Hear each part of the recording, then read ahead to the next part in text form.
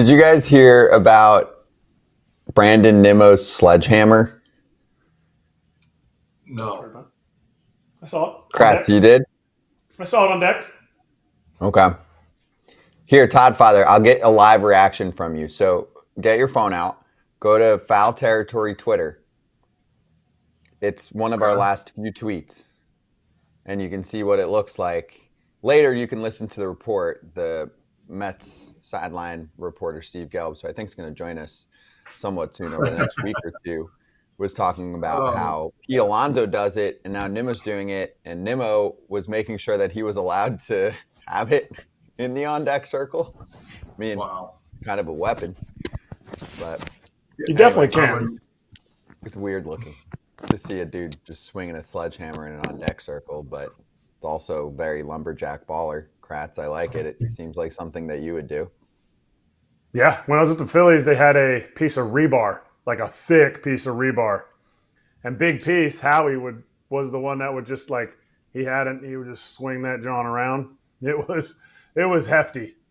I never got into that because when it was my turn to come up to the plate, it was like, time to go play. All right, here we go. Panic. What can I do? So, yeah, sledgehammer, that's sick. They got to name it. They got to name it like Mjolnir or something.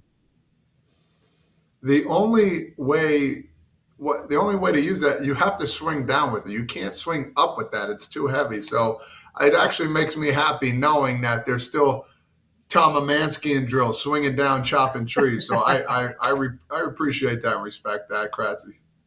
I like it. I could see Kratz trying to swing up with his sledgehammer. I do it. We used to, I bought a sledgehammer one off season. Good forearm workouts. I bought a sledgehammer one off season. Beat the tire. Who was the pitcher? Josh Colmenter. Does that name ring a bell? Yeah, really way over the top with the changeup with the Diamondbacks. Didn't they say that his delivery was like a sledgehammer or something like that? I don't know. But he had a funky way over the top, didn't throw real hard, and then that just Bugs Bunny changeup right off of it. Yeah, that's a great name. What a great name. Yeah, Colmenter. I just remember maybe I'm off there, but there was something to that. I'll find it. This is good. We talk about something here at the top, and maybe by the bottom of the show, I'll figure it out. In the middle of the show, we have drama in Boston. What? I can't believe it. I'm shocked. I can't believe it. Their PR is so tight. Nothing ever gets out. Just kidding. Charge the mound. Charging the mound. First off, they're not playing well. So that's a story within itself. 29-34 on the season. The freshest news, Todd Father, is a little hee-haw before today's game. Right near the turtle. A little action. Maybe a little fight over who's got a better fungo. Yeah, we don't know the exact details of it. It looked like there was a couple of words exchanged. Garrett Crochet was in full uni, ready to go for BP. So I'm sure news will come out. Looked like maybe a coach or two was having a little argument there too as well, as we're seeing on the screen there. A guy almost tripped over the mat right there. Little argument, no pushing and shoving really. One guy gets held back there with the backwards hat, but you never know. This Red Sox need this. They need to get some kind of spark going, man. They've been struggling. So maybe this kickstart them a little bit in the right direction, and the Angels say, you know what, we're going to keep rolling here. Red Sox first base coach Jose Flores, by the way, I just wanted to throw the name out there. Kratz versus the world, trying to do his Amir Garrett impression. Yeah, Jose Flores and Tyler Anderson kind of had a little. They were jawing a little bit, and that's what kind of started it. And I don't know what happened, but Tyler Anderson was like, no. And he was like looking down on the first base coach, Jesus Flores, walked away. Barry Enright. Barry has. I mean, you can never trust those redheads. They get a little heated under the collar there, and he was. Once you see coaches do this one, get out of here. kind of thing. That's when you know the old heads, the guys who aren't playing anymore. That's when they're real heated. But did you see how big? If we watch that video again, see how big Garrett Crochet is? And no teams wanted to trade for this guy. He comes walking in. He looks like the enforcer. He looks like a WWE wrestler compared to everybody else. Watch him come in at the end here, and you're like, I mean, there's Veritek with his weird like arms on his hips, and there's Garrett Crochet. He's like, I'm a unit. Look at that. Full uni. Yeah, he's a beast. He's ready to go. There's my guy Yoshi, who's the smartest man in baseball. Yoshi is he knows fluent Japanese, Spanish. Everybody was out there. We're getting a little fungos. Everybody's a little hot under the collar when both teams aren't very good. Also, it's Wednesday. Garrett Crochet has a lot of time on his hands. His next start is scheduled for Saturday against the Yankees. So, hey, you want to mix up the week a little bit, Todd Father?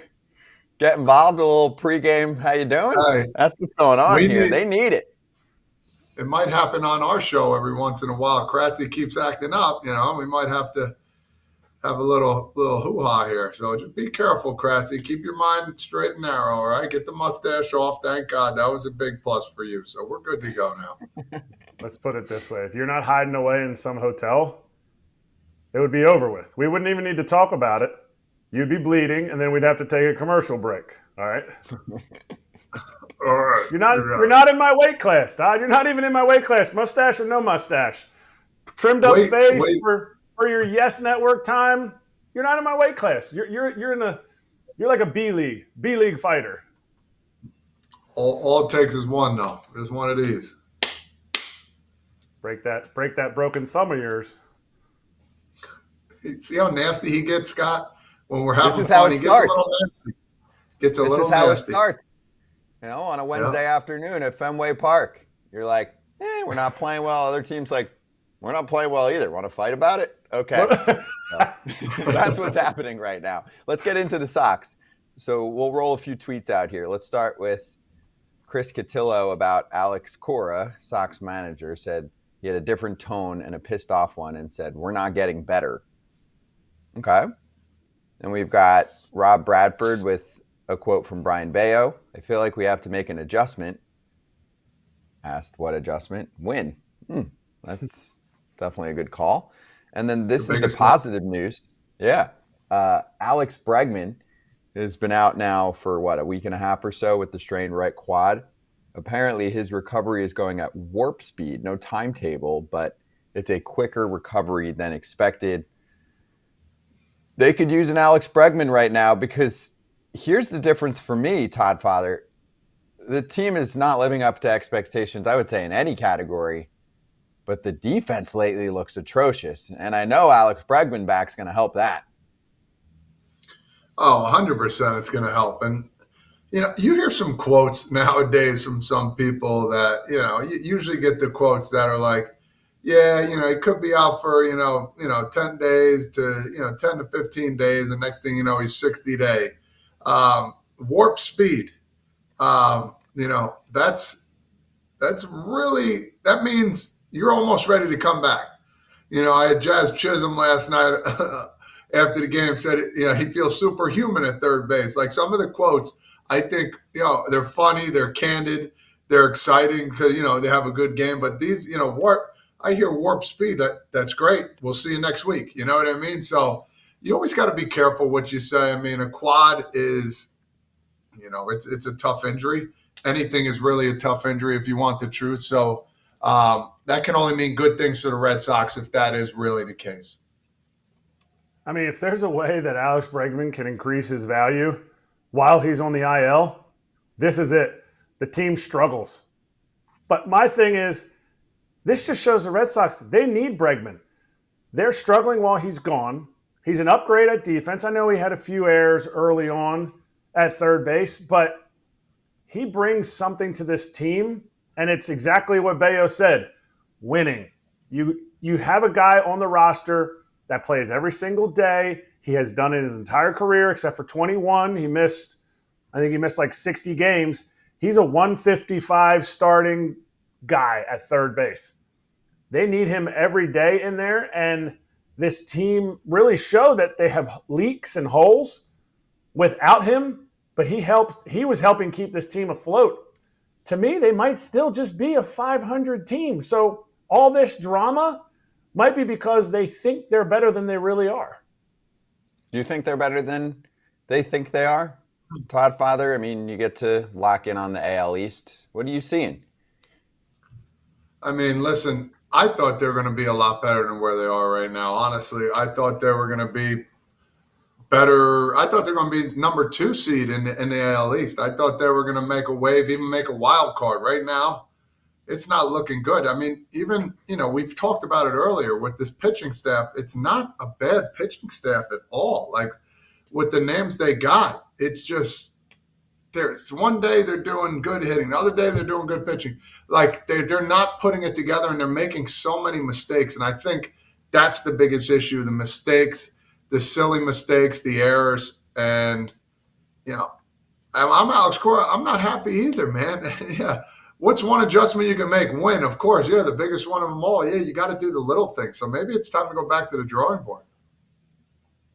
I don't know. I don't know if they're a 500 team last year with an all-star level Jarren Duran, and they're like, well, we have a bunch of young guys. Wilyer Abreu did what he did. Like, I mean, you're sitting there going, okay, Tristan Casas isn't going to have the year that he did. To me, they have to decide if they're a team that has a winning culture around these young guys. Because if that's not the case, they're going to continue to linger in mediocrity. And with all this drama, that could push them under 500. Not that 500 is their goal. Their goal is to make the playoffs. And it really falters. It really leans around the continuity of this team and how they allow these young guys to play and what they put around them to play. And it just feels like it's not coming together for whatever reason. Is it dysfunction? Is it dysfunction between the front office and Cora and the communication with players? Who knows? Without being there, it's hard to say. They're worse than the Angels right now. The Angels are 28-32. The Red Sox are 29-34. And Kratz, you have that magic number of what? 3 games or less is the number that you want to see within striking distance of a playoff spot by the time you get to around the trade deadline. So they've got 5-ish weeks to obviously not make up that ground, but they need to go on a little bit of a run here. Right now, they're 5 games out of a wild card spot. There's 3 teams that hold a spot, and then there are 5 teams ahead of them, right? And things get jumbled, right? Like, there's a pretty clear line from the Red Sox to then the bottom 3 teams in the American League, which are the Orioles, A's, and White Sox. They're done. They're toast. But Todd Father, do you agree with that? Do you think that you need to be within 3 games of wild card contention by the time you get to the trade deadline? Yes and no. I mean, I'm not going to put a number on it. Kratzy's the analytical guy here. But for me, you got to be within striking distance, man. But here's my issue: the teams that are ahead of you need some magic to happen. You need teams to lose, and there is nothing worse than going into the last month of the year knowing, dude, we're 6 games back, but we need 6 teams to falter. You know what I mean? So again, you have to stay close. I don't think 3 is the number, but I think you got to be somewhat, within a range of 5 or 6 games because, crazier things have happened. Talking to different pitchers that were free agents or were potentially tradable, I think the Red Sox missed out on some starting pitching here. Obviously, Todd said, I don't think their staff is too bad, but you have Garrett Crochet, who's got an under 2 ERA. Then you were leaning on Walker Buehler. You've had 12 starts from Sean Newcomb and Hunter Dobbins. Tanner Houck hasn't been the guy that you thought. Lucas Giolito's come back, but he's almost got a 5 ERA. So you're hoping for Giolito. Bello you knew was going to be hurt to start the year. You were really leaning on Tanner Houck. If only they had one other starting pitcher. If there's only another starting pitcher that was available that they could have gone out and bought and really jumped into that free agent market, I think they'd be in a different spot. You're right. So it's Crochet. You can make a case that Bayo's been okay. Yeah, he's been okay. That's really it. He's a 3. He's a 3 on a Yeah. championship team. 3 or 4 for me. 3 or 4. That's it. Hey, Scotty, can I jump in here real quick? So I'm actually seeing more of the video here of the two teams. You were right. Tyler Anderson's going at it with a coach here Jose Flores. before, Yeah. and they were face to face, and then two coaches, they're telling them to get away, and then another coach, I wish I knew the guys' names, and all of a sudden they wouldn't stop talking, and then boom, two coaches are into each other's faces. It was a good little argument. Good little argument. Hey, if you need a spark, you do something. Maybe that's what helps either side. I don't know. I mean, the Braves tried to fire their third base coach, so that's that. Everyone's trying things when they're off to slow starts. Last thing on my case is that it's going to be a tough road to climb because I don't think anybody sees the Red Sox catching the Yankees for the division. They have such a lead already in the AL East. So now you're in wild card world. Twins completely turned it around. They hold a spot. Guardians, I think, are going to be there all year. Are they great? Not necessarily, but are they going to be in a wild card contention? I think so. Mariners playing much better this year. I think the Royals are going to have a good run the rest of the season, especially with big boy Jack Cag coming up to the show, hitting some hard balls. Rays are playing better than expected. Blue Jays should be a 500-ish team. I think the Rangers will play a little bit better. There are a lot of teams that the Red Sox are going to have to compete with. And most of the teams I just mentioned are not making the playoffs, by the way. Add that. They're not going to make the playoffs, most of the teams I'm talking about. So the Red Sox are in trouble. And this could spiral pretty quickly, just like it did for their friends in the AL East, the Baltimore Orioles. Anyway, when we swing back, we're going to cover the top record in all of Major League Baseball. We've talked a lot about the Tigers. We'll continue to do so, even though they got smacked by the White Sox last night. Cody Stavenhagen will join us next. It's all part.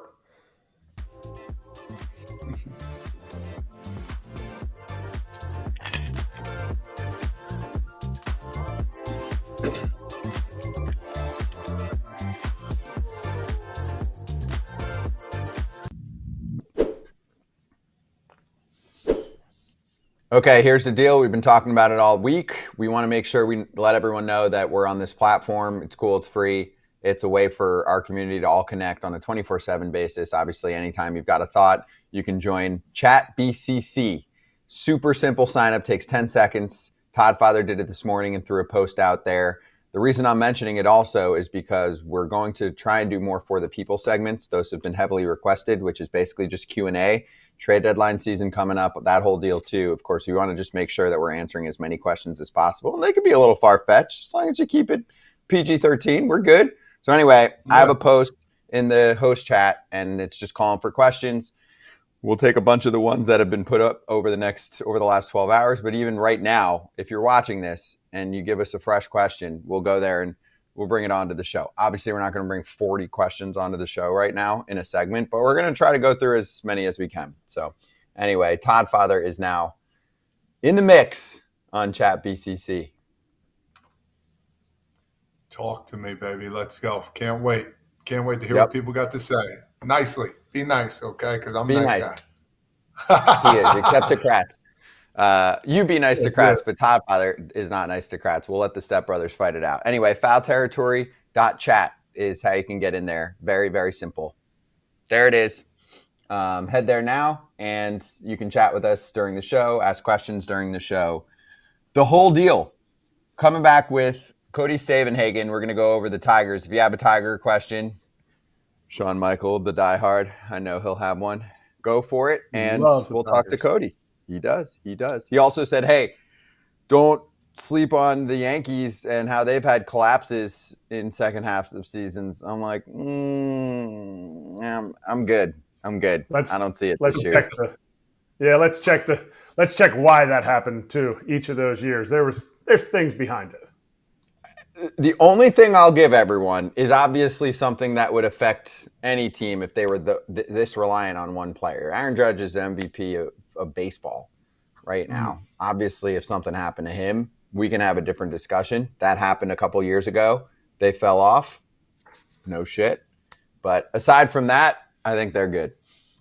Their lineup's a little more balanced this year than they were. I get it. He's still the stud muffin, but I'm with you.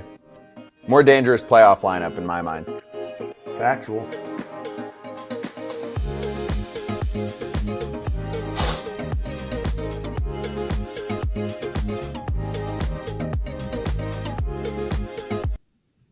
Here we go. Tiger Territory host and Tigers beat writer for The Athletic, Cody Stavenhagen, with us right now on FT. Cody, good to see you. This is the best record in Major League Baseball. You've done an awesome job covering them on Tiger Territory. So tell me what's new. What do you like and what's concerning lately?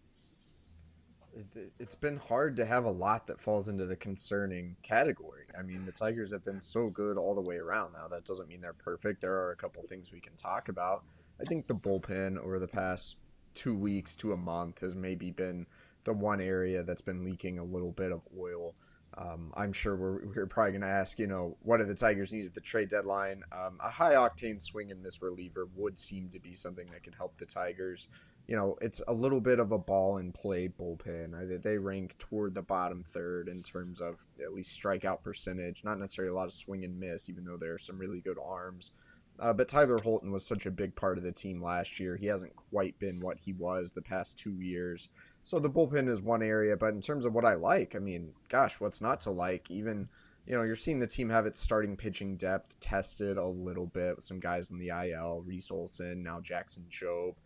But you're still getting a lot of good quality performances. And the at-bat quality up and down the order seems to be really good night in and night out. It's not just the guys maybe you're hearing about, Spencer Torkelson. It's lesser guys up and down the lineup, or even someone like a young catcher, Dylan Dingler, who's having a fantastic year, putting himself in the all-star conversation. Like, the Tigers have formed this roster that is 13 guys deep, and so many of them have found ways to contribute. And they've done it over now a sustained period of time. I don't think you can say it as a fluke. So it's been impressive to watch. Is this bullpen better or worse than it was last year from August 10th on? Because that and Tarek Skubal were what carried them to where they got to. Yeah, right now in terms of just sheer performance, I think it's worse. Now, I think you have some arms who are pitching really well. Tommy Kahnle and Will Vest have been very good in the back end. Brant Herter has been terrific, but you want to compare it to, last August, last September, it was like it didn't matter who the Tigers were throwing out there. They were going to have some phenomenal outings. Bo Brisky pitched probably the best baseball of his life. The Tigers right now are still trying to get him kind of tuned a little bit more finely. I mentioned Tyler Holton. And then even the back end, you start looking at the 7-8 guys, John Brebbia. Like the ERA is okay, but the overall execution is probably not quite what the Tigers were hoping when they signed him. And they've had to funnel some guys in and out. Some of that's strategic. They aren't afraid to option a guy to get a better matchup for the series. But now you have a rookie in Dylan Smith in the back end of the bullpen. Overall, like, it's still a pretty good bullpen, but it's not quite maybe that dominant level we saw at the end of last year. Let me ask you about Mr. Greene, man. Is this guy a superstar? Is this guy going to be big time? Talk to me a little about Mr. Greene. Yeah, I mean, I think Riley Greene's one of the more underrated players in baseball right now. I think he's performing already at an all-star level. He was an all-star last year. He's right in that mix this season. He's coming off a terrific May. He had an 894 OPS, 24 RBIs in the month, which was the most he's ever had. And he's still only 24 years old, so I think there is superstar capability in there. I mean, I'm not saying he's going to, become Aaron Judge, but some of these names that are more household names, Julio Rodriguez, young outfielders like that, go look at the production, go look at the numbers over the past 3 years. Riley Greene is already right there, and he does still have room to get a little bit better. The chase has been really high. The swing and miss has been really high this year. Something that was encouraging about Riley coming into the season, his first 3 pro seasons, walk rate went up, strike rate went down. Hasn't quite, carried on that trend of this season. But again, he had kind of a rough April, had a really brutal slump, came out of it in a big way in May. He's been the centerpiece of the Tigers order, just kind of that dependable guy every day, and probably doesn't get quite enough credit for it more in the national scene. All right, here's a bat that is close to superstar status in my mind. Kerry Carpenter. Question from Susie in our ChatBCC group. When will they stop platooning Kerry Carpenter? All caps in that one. I know that this team loves to platoon, make switches throughout the game. Do you think Kerry should just be in the lineup every single day? You know, that's been like a hot topic around the Tigers universe for the past couple years, because you look at what Kerry does against right-handed pitching, and it's legitimately elite. It is up there with Aaron Judge, with Shohei Ohtani. But I think you have to understand the pinch hitting, the platooning is very much in the Tigers' DNA. It is how the roster is built. It creates difficult decisions for opposing managers and how they're going to use their bullpen. We've seen a little bit more willingness to give Kerry some left-handed, left-on-left at bats, especially early in this season. The reality is it continues to not go that well. He's hitting 200 against lefties. The OPS is 594. He has homered a couple times, but in general, there's not as much slug. He's never got consistent left-on-left at bats, but he's got 170 career plate appearances now. He's a 201 hitter against left-handed pitching. So the reality is, the more we see, the more it kind of makes sense. Now, I think Kerry's a great hitter. I think if I'm Kerry's agent, I'm like, we want to prove this guy is more than a platoon bat. But right now, you're on the best team in baseball, and what the Tigers are doing tends to work. I don't think we're going to see Kerry penciled in against lefties every day, anytime in the foreseeable future. And I want to piggyback on that, and maybe you can tell me if I'm wrong, but you say that's not what the Tigers do. It's not what A.J. Hinch does, because I think A.J. Hinch manages games to win them and not to keep his job. Do you see that? Have you seen that since A.J. Hinch has been here? Kind of, underperforming team, but now becoming the best record in baseball. Do you have that feeling, or is it the feeling that, well, you know what, platoons say this, so I'm going to go with that?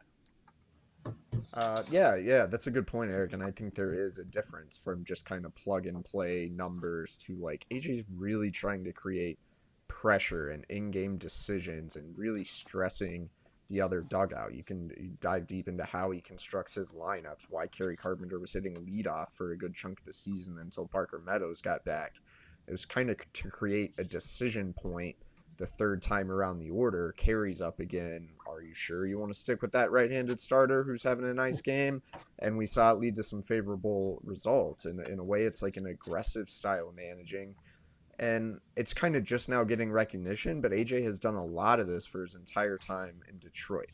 No one was really paying attention to the 2021 Tigers, who finished, I think, 58 and 53 or something that summer. They played really good in the second half. And that team did not have a lot of talent, but they do a lot of what these current Tigers do. Back then, that was before the offseason. The Tigers signed Javi Baez and Eduardo Rodriguez, and there's kind of this whole AJ's got the Tigers on the rise. The 2022 team tanked. It didn't work out. It took a little bit longer because Major League Baseball is really hard. But now I think kind of everyone across the league and fans across the country are getting a little more of an understanding of kind of what you said, Eric, the way A.J. Hinch really manages baseball games. I think you hit it perfectly, because I've been telling people this when I broadcasted the first round last year, and I sat in his office and was talking to him, and I'm telling you, I didn't want to leave. And I talk to people on the show here. I move around a lot. I think I sat on that chair and I didn't move for 15 minutes. Just how he explains and dives into each game and who he wants to pitch where and who's going to hit where. But I think that's a testament to the team, because you might be a 9-hole hitter one day and then bat second the next. So that was kind of sort of my question about how good of a manager he is and how he does it. But my next question would be to you is, who's the guy in this clubhouse that's the leader? Because you got a lot of team guys that want to play together, that love this game, but who's the guy in there that's kind of just like, taking the team by storm a little bit and making sure everybody's in line? Yeah, real quick on AJ, it is still a function of the roster, right? In Houston, he wasn't really platooning Yordan Alvarez, okay? So, again, it's not just straight, this guy's left-handed, he can't hit lefties. It is a reflection a little bit of the talent the Tigers have and how they're best trying to maximize their parts and what the front office has given him. In terms of the clubhouse, man, I kind of go back and forth when like who the leader is. And I think maybe that speaks to the fact they have a pretty strong, pretty well-rounded clubhouse. Last October, I would have said Matt Vierling. He was one of their more established veteran, quote-unquote veteran, still really young, but he had been in the postseason with the Phillies before. Well, Matt Vierling's been hurt all year. And I would have said Jake Rogers, who had a great year at catcher. This year, Jake's been hurt. He's kind of lost that number one role to Dylan Dingler. I think Jake's still a really strong, influential presence in this clubhouse. Vierling, even injured, has still been around.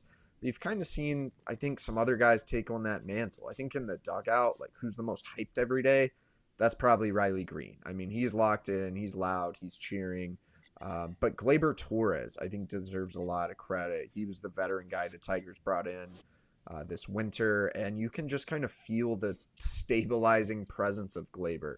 He's been almost a different player in some ways than he was on the Yankees, where he was, among a long list of bigger names. I don't know if he was called upon or if it was appropriate for him to be a leader in the Yankees clubhouse. Coming to Detroit, I feel like everyone can kind of feel that veteran presence. He has a close relationship with Javi Baez, and maybe there's been some rub off there. And then even, just his kind of example, his consistency, the quality of at bat. I think younger guys have taken notice of the overall professionalism. I'm not sure he's maybe the most vocal about it, but I've been really impressed by kind of the subtle leadership style of Gleyber Torres.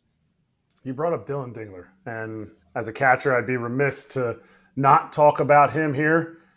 Is it going to be something that we're just kind of riding that high of Dylan Dingler? Because, some of his hitting metrics will say he swings at a lot of pitches. So when he starts chasing, some of his numbers are going to go down. His defense is really good, but Jake Rogers is healthy now, and his defense is really good. Or is it the fact that he plays for a team in Michigan and he went to Ohio State, and so they're never really going to accept him? Yeah. I think Dingler has quickly gotten a lot of Tigers fans to overlook, that degree, right? You raise a really good point. I'll be honest. I'm very surprised by what Dylan Dingler has done at the plate. I thought this guy was a really good defensive catcher. I thought there was a little bit of pop in the bat. Thought he'd be like a nice compliment. Him and Jake would be a good one too. Right now, Dylan Dingler's hitting close to 300. He's, hitting the ball with power, and he's been doing it all season long. I definitely was also like, well, he's off to a hot start. This is great. He'll probably come back to earth. He's not walking enough, whatever. Well, he's still not walking a lot. He's walked, I think, 4 times all season. But this guy connects, even if maybe there's a little bit of chase. The at-bat quality is pretty good. AJ Hinch said the other day, like, what if this is just who he is? And now hitting 290 to 300 with power for a catcher is a really, really high bar.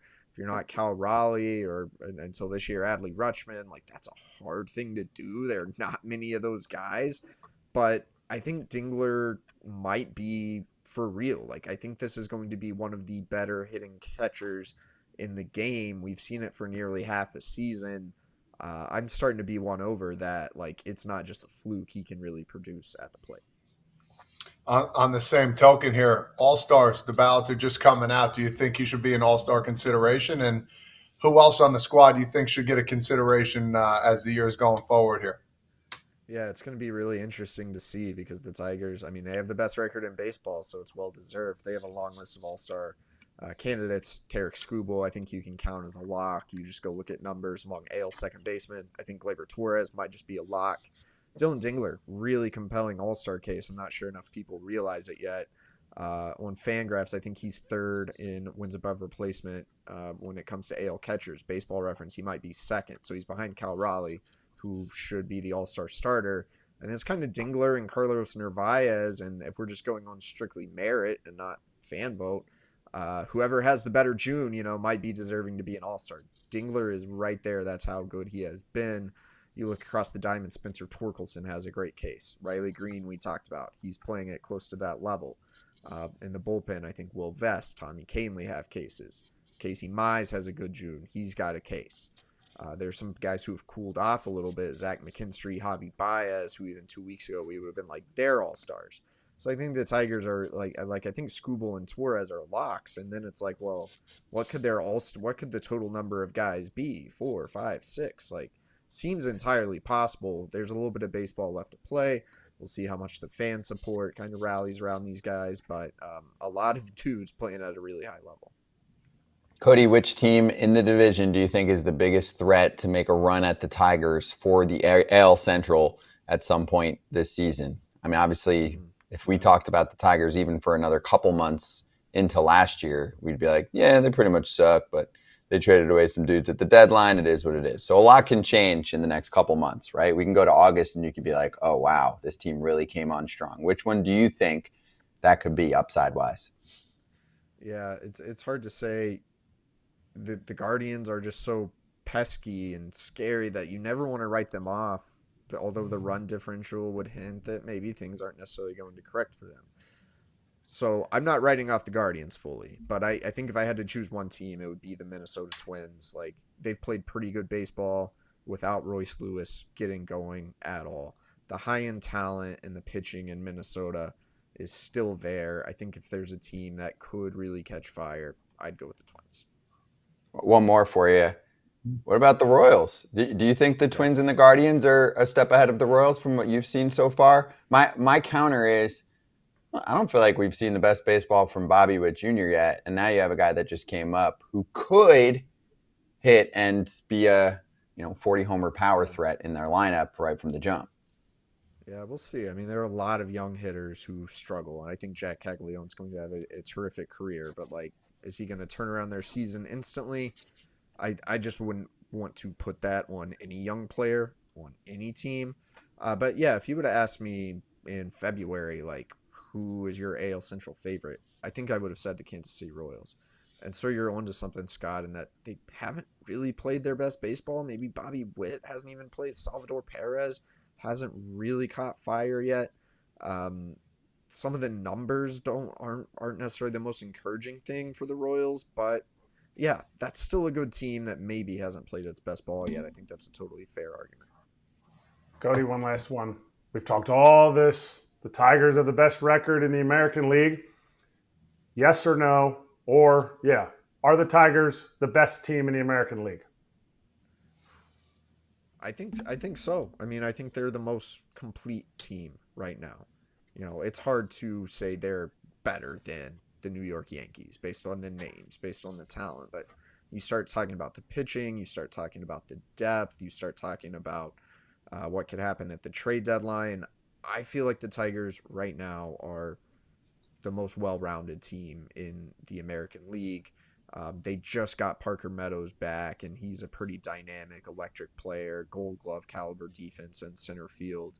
That might be the type of thing that puts them over the top if Meadows hits it all like he did in the second half of last season. So I think it's probably close, but yeah, I think they are right now. Kratz, final line here. Tell Cody what you texted me about how ironic it would be if something happened. I don't think it'll happen, but bring it up. Wouldn't it be ironic if the Twins, the team you're afraid of, catches the Tigers this year after the Tigers caught the Twins? They'll start thinking about it when the Tigers have a 4-game series where they lose 3 of 4, because that will happen. Sorry, Tiger fans. I'm not negative Nelly here. I'm just saying it happens to the best teams. So that added pressure will be fun to watch these young players deal with. Yeah, 100%. There's a lot of ball left to play. That's another thing AJ Hinch said recently. You're feeling so good, everything's going so well, and then you look up and there's about 100 games left on that schedule. So there's a lot still to be decided. Very true. Cody, great to have you on. Everyone check out Tiger Territory. There is a recent episode on the Dylan Dingler All-Star case, among many other great episodes to check out. You're getting 3 a week there from Cody, Kieran, and Austin Jackson appearances on the show as well. Thanks, Cody. Talk to you soon, man. All right. Thanks, guys. Appreciate you.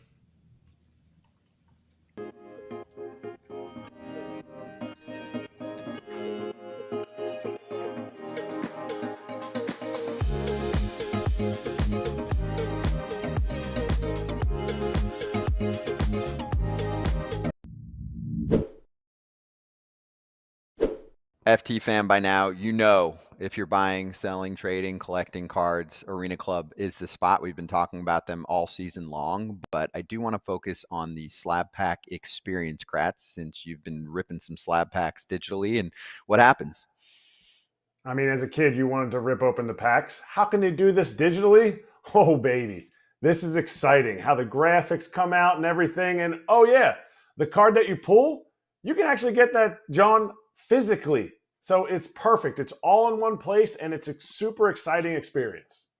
Yeah, they send that to you from the vault if you want it. But if you look at it and you're like, it's not the card for me, I want to sell it back, go for it. You can do any of that on Arena Club, and you can acquire the best value for your money with those slab packs, transparent checklists, and Arena Club's Slab Safe program.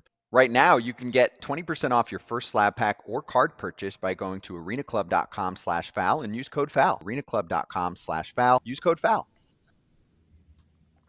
I did the homework and I found the story on Cole Mentor from the top of the show. So his delivery, as many said, mimicked wood cutting tools. And the quote from him was, "I was from a small town in Michigan, and I always likened my throwing motion to throwing a hatchet or an axe. My brothers and I did that when we were kids. Who knows if that led to it, but that's the closest thing to it." Yeah, that makes sense. That makes sense. That Huck. Yeah. He's the real lumberjack, not Kratz. Well, Kratz is really close behind. Bad day for me. I'm trying to see how Todd did against. I'm trying to look up to see how Todd did against him. Oops. 0 for 6, 3 punchies. I guess Todd didn't like that fastball changeup combo. Brutal. Never did. Well, it's here. Is it hidden? It's cheating. That's what it was. Okay. Yo, throw me a fastball. Let me see the ball. Really bad. That's deception. I mean, he was super deceptive, right? Yeah, had a nice. Yeah, it's like who was that pitcher that used to lift his leg off the ground and get like an extra 5 feet before he pitched with the Braves? I think. Yeah, I would jump. Gosh darn it, Jordan? No. That was incredible. Well, this will go into the next break. Dive into it.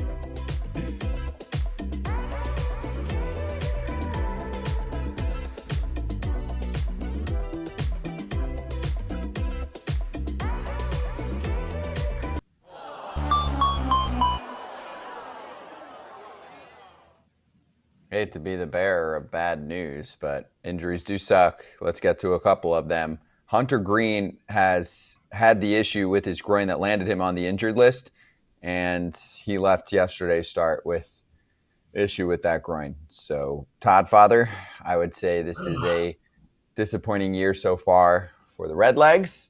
They need their ace. He departed in the 5th inning. Yeah, and I remember when we were in Cincinnati when the year started, we said Hunter Greene is going to be absolutely filthy this year. And he has. His strikeouts are really good. He's been pitching really well. He's one of the hardest throwing starting pitchers there is.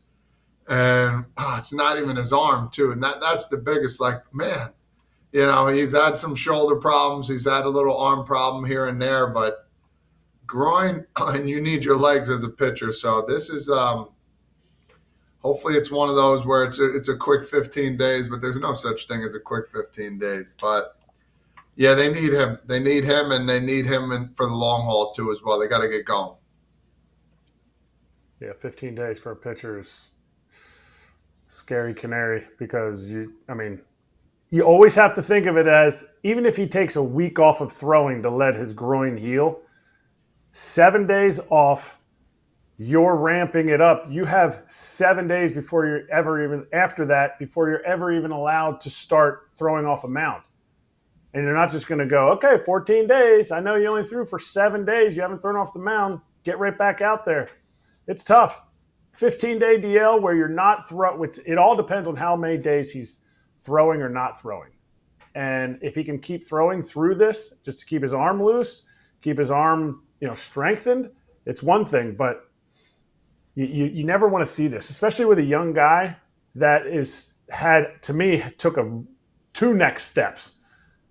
last year, and I thought he would be, in Cy Young contention this year because now he's throwing 100. He still has his velocity, but he's locating, and he has a veteran catcher and Jose Trevino back there. You could just see his maturation just continually happening, and I think he's only 26. So you want to see this come back real quick for the Reds.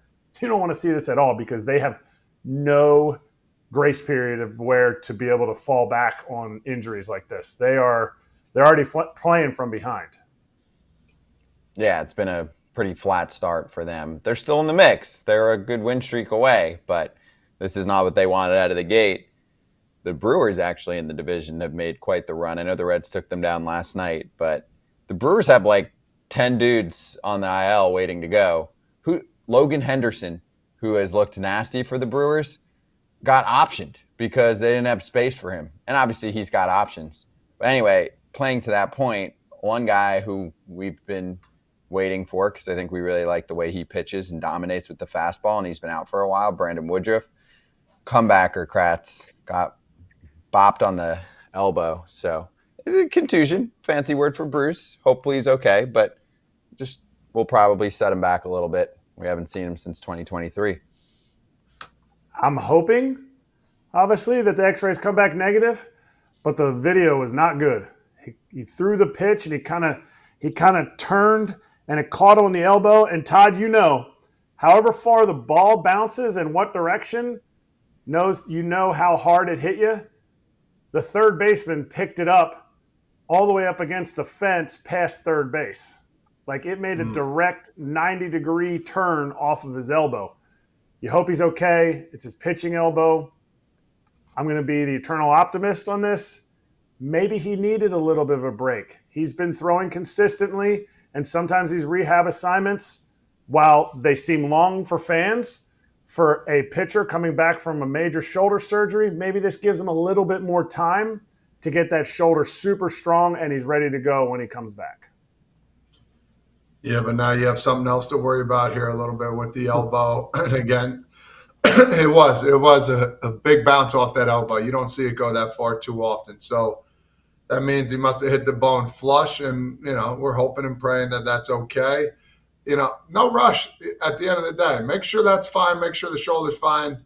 If you need another couple weeks, so be it. Just get healthier. We talk about Ohtani too as well. Just take your time with all this. It's not the end of the world if they miss a couple more weeks. It's fantastic. Let them be who they are and let their bodies coop the way they need to be. So hopefully he's good. Big whoop.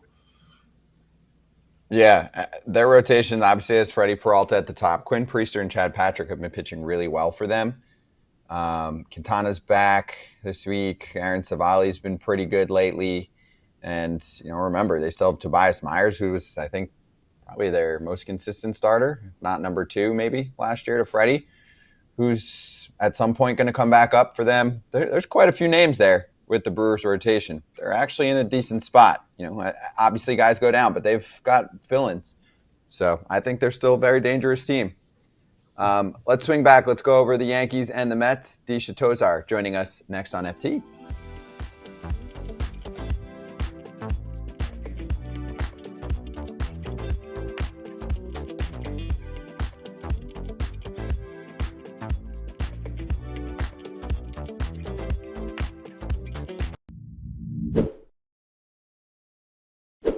Scott, you need to check out this Roback hoodie I have. It's 85 plus degrees here in Florida. Look, lightweight, feels great, cool colors, perfect for those hot Florida days. I agree, AJ. Color looks fire. And you can get your own sweatshirt, polo, hoodie. Go check out Roback. And if you do and you're a first-time customer, Roback.com using the code FOUL gets you 20% off your first purchase. RHOBACK.com, code FOUL. Get after it, FT fam. Kratz, I know you had the name of the pitcher that jumped off the mound. There actually was kind of 2, but you say the most obvious one first. The most obvious one, and I forget who said it in the ChatBCC, said Carter Capps, but he wasn't the guy that pitched for the Braves. Carter Capps was the one that kind of made it famous. The guy you're thinking of, Jordan Walden. Yes. I knew it was Jordan something, and Jordan Walden. Yeah, they both did. They both employed that like softball pitcher where they jump, land, and then throw again. And they would get on you a little bit. Carter Capps was nasty for a minute. And then they told him to stop, and he said, maybe I'll come up with something different. They were jump throwers. What happened with Capps? Did they tell him he couldn't do it? Yeah. They said he couldn't do it, and then if you remember, he would kind of stab way behind too, and he had to try to think about that. Yeah. If that's how you've always thrown and how your timing would be messed up, he went through some shoulder issues. It was like it said you have to be connected with the rubber, and you can't make I forget exactly the wording, but you can't make a second move. You have to drag your feet at least partially through. And he was jumping to the grass on his release. It's crazy when you look back at the crow hop, like softball style. And then he got called for some illegal pitches in AAA. He had already been in MLB, and he called MLB like, what the hell? And then the quote was, they just said they wanted to make sure I drag my foot, not get too elevated in the air, and make sure it's more in a lateral plane. As long as I do that, they have no problem with it. But it was very strange. And softball players, they can't get their feet in the air. One has to drag too as well. So true. That's kind of like the reference I use a little when people ask, like, you see that jump throw? I say, well, look at softball. If your foot comes off the ground, but in baseball, it was okay. So it is what it is.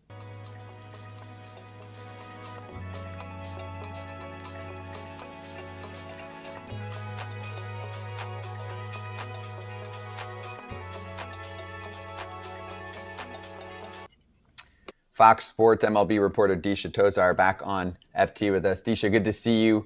Let's start with the Mets. I mean, I have been hooked to this Mets-Dodgers series, and it's pretty cool for the Dodgers to go from the Yankees to the Mets, not because of the big markets, but because the teams are really good, and I think the Mets are playing them well. I mean, they're a Brandon Nimmo bad turn away from continuing that contest. Yesterday, they won the first one. They've won more than they've lost against them. So what are you seeing lately from the Mets, of course, led by Juan Soto's bat coming to life?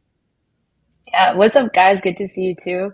Definitely, I'm right with you. This Mets-Dodgers series has been way more exciting than the one we saw over the weekend with the Yankees-Dodgers, which I think received a little more national love. But really, I think this is the rematch that I see happening again in October. They look like the best teams in baseball right now. They're going toe-to-toe. Even when the Dodgers were at Citi Field last week, that game went to extra innings. So I think the Mets, this is something that I've seen from them this year and last year, is that they're starting to play really hard against top teams. That's something they haven't really done since we've seen this core with Lindor, Pete Alonso, Jeff McNeil, Brandon Nimmo, some of these returning faces.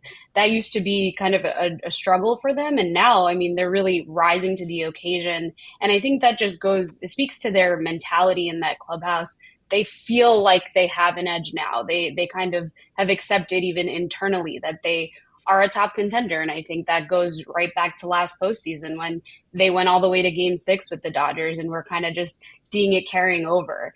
You mentioned, of course, Soto. I think he's starting to look better, but he still has to make a few more strides at the plate to really look like the Juan Soto that we expected here. Do you feel like somebody on the roster can get Juan Soto to get going? A lot of times when somebody new comes to a team, they say, well, this guy had the connection with this guy, or this guy has this. And usually it's a country, Puerto Rican player has a connection with a Puerto Rican player, somebody from Georgia with somebody from Georgia. Is there somebody on this team that gets Juan Soto? Yes, and that player is Starling Marte. I think they are currently kind of bringing out the best in each other.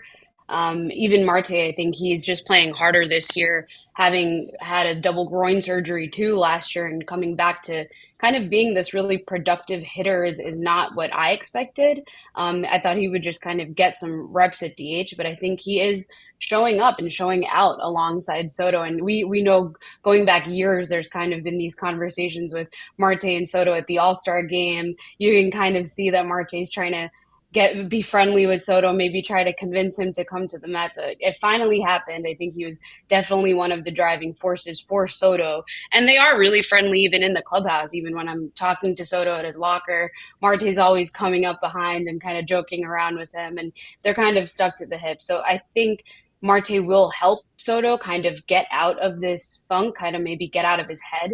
I think you're right. That definitely helps when guys like Soto have someone to lean on in a clubhouse. Couple things about injury wise. Vientos went down with a little hamstring injury the other day. How's he doing? What have they said about him? And how about Manaea? When do you think he's ready to go and ready to come back and help this team? The pitching has been doing really well, especially the starting pitching. Yeah, Vientos, it looks like it might not be as bad as everyone thought. It's funny, I was kind of joking with some of the reporters that when he kind of tripped coming out of the box, it was like, oh, is that a real hamstring injury or is he just covering that up? But it looked like obviously he's on the IL now. They called up Mauricio, but I'm not expecting that to be so much of a long stint. Of course, hamstring injuries are tricky, so that could play out anyway, but with Manaea, it actually looks like Frankie Montas is on his way back earlier. And Manaea, the Mets are being a little more cagey just about what his timeline will be because he has had, Manaea has had some setbacks along the way that they've kind of had to navigate and maneuver, whereas Montas looks like he could be coming back sooner. But really, I think these are big inflection points in the Mets season because the pitching staff has been so good.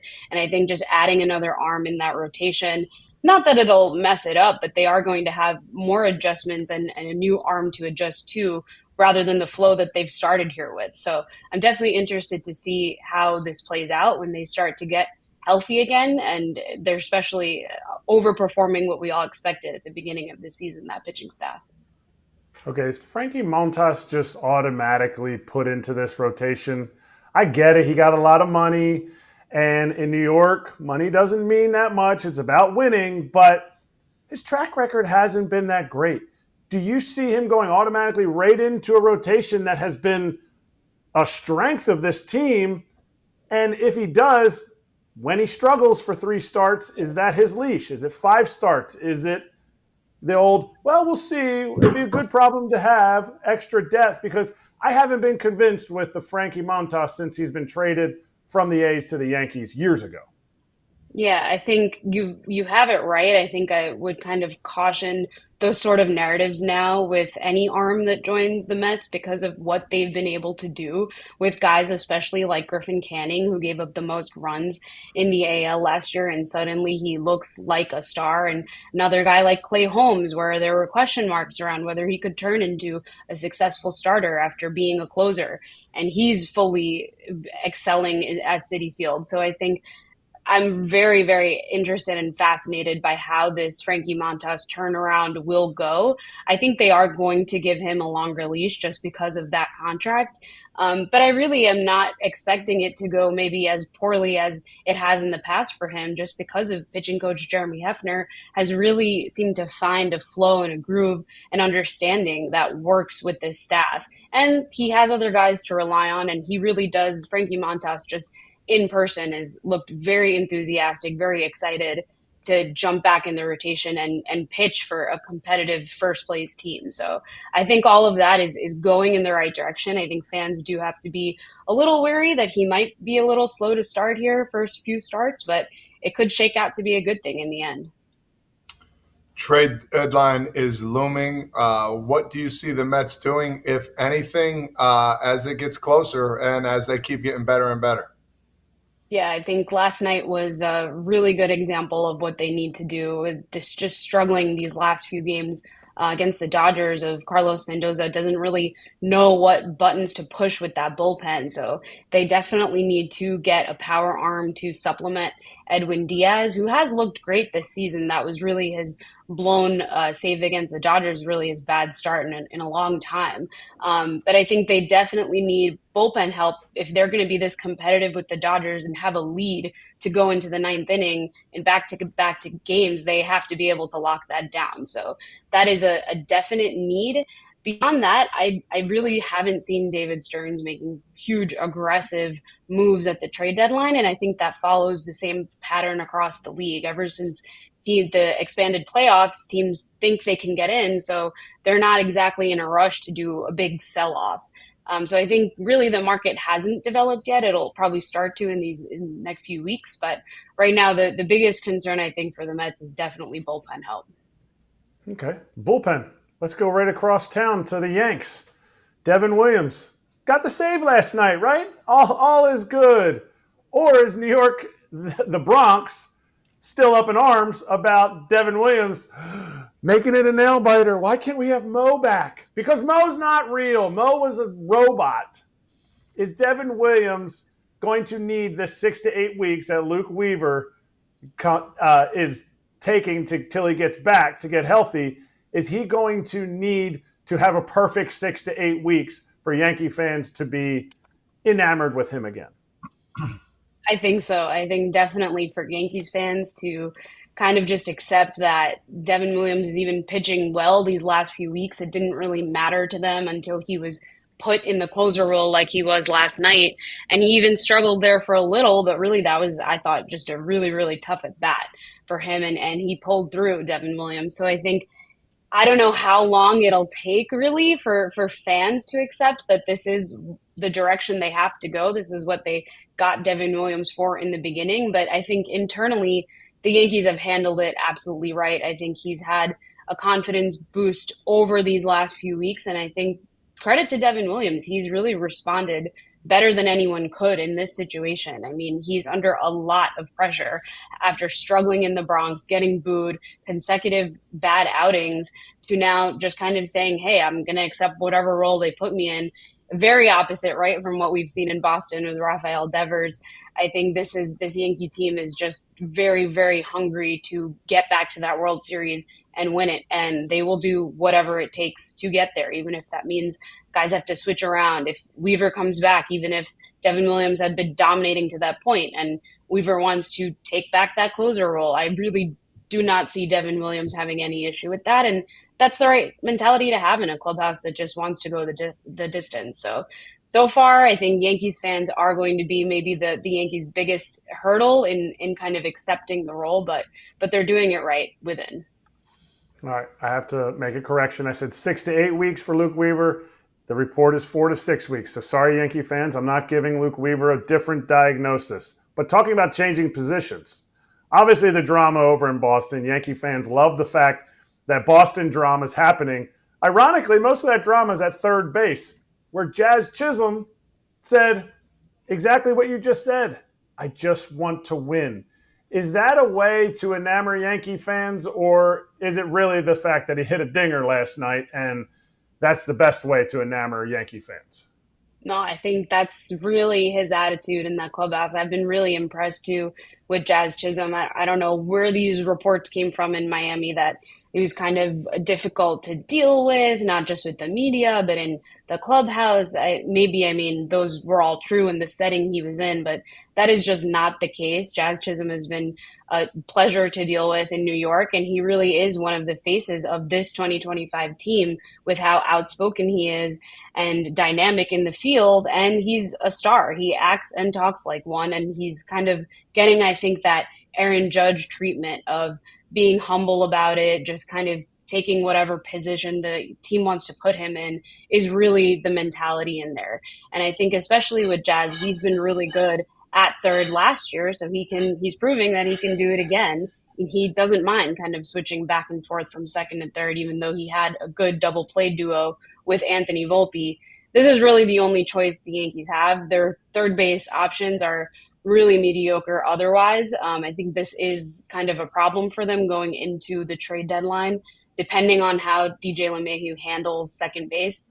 But for right now, DJ's been hitting and Jazz is hitting, and he's happy with third. So they don't have a problem yet, but it could become one. All right, if the postseason starts tomorrow, because that's all the Yankee fans care about, and truly probably the players care about, who starts Game 3 for the Yankees in a best-of-5 series? Ooh, that's a tough one because we're going from straight Fried, Carlos Rodon. I don't know. I always think Clark Schmidt as a Game 3 starter is kind of a nice surprise, and he also worked very quietly. But this is, I think you're pointing to a problem that they have going into the trade deadline, and that if Clark Schmidt is the answer for game 3 and they really want to go the distance, they definitely need a starting pitcher, and they're going to get one. I really don't see the Yankees walking away from this deadline without adding to that rotation. But yeah, that's not a great answer, I think. And I think that might be who they have. But yeah, they'll have to work on it.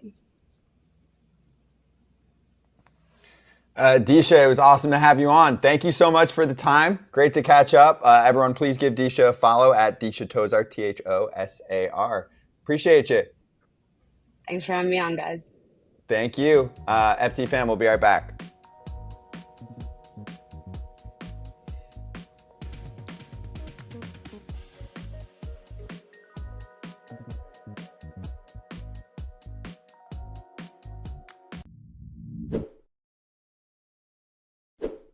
Kratz, my pup was picky, not anymore with Spot and Tango Unkibble, and it is about 40% less expensive than frozen food. So we're saving in the wallet and we're making our pups happier.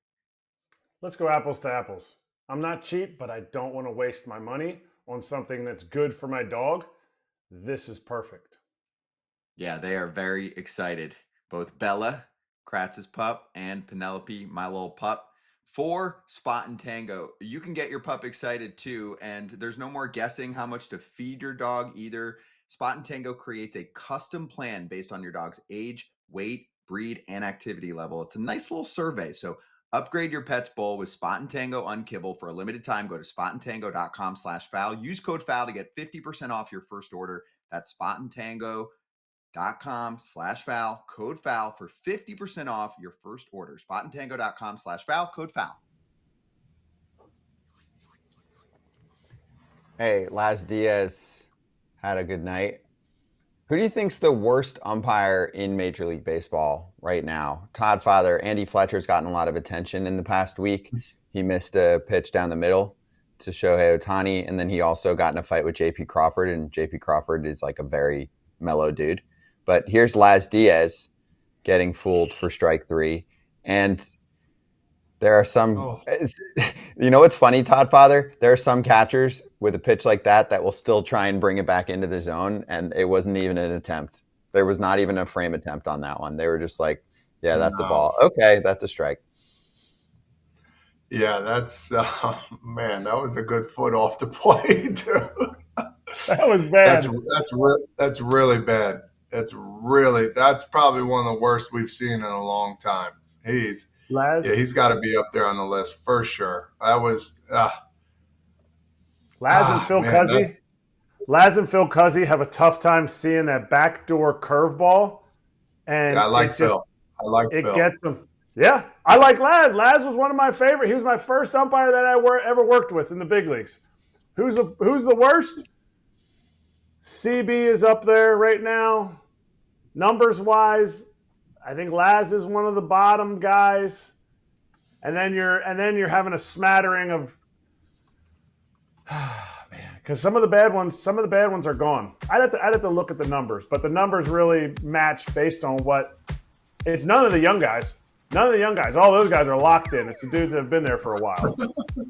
All the bad ones are gone. They're gone for a reason. Yeah, that's true. No, I think they're old and retired.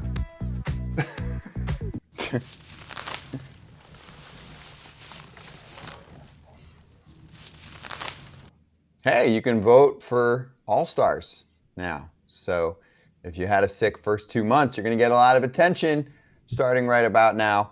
Yeah, it's already June. All-Star game and week and all that is in a month. We'll be there, by the way. We'll give you a lot more details when we get closer to it.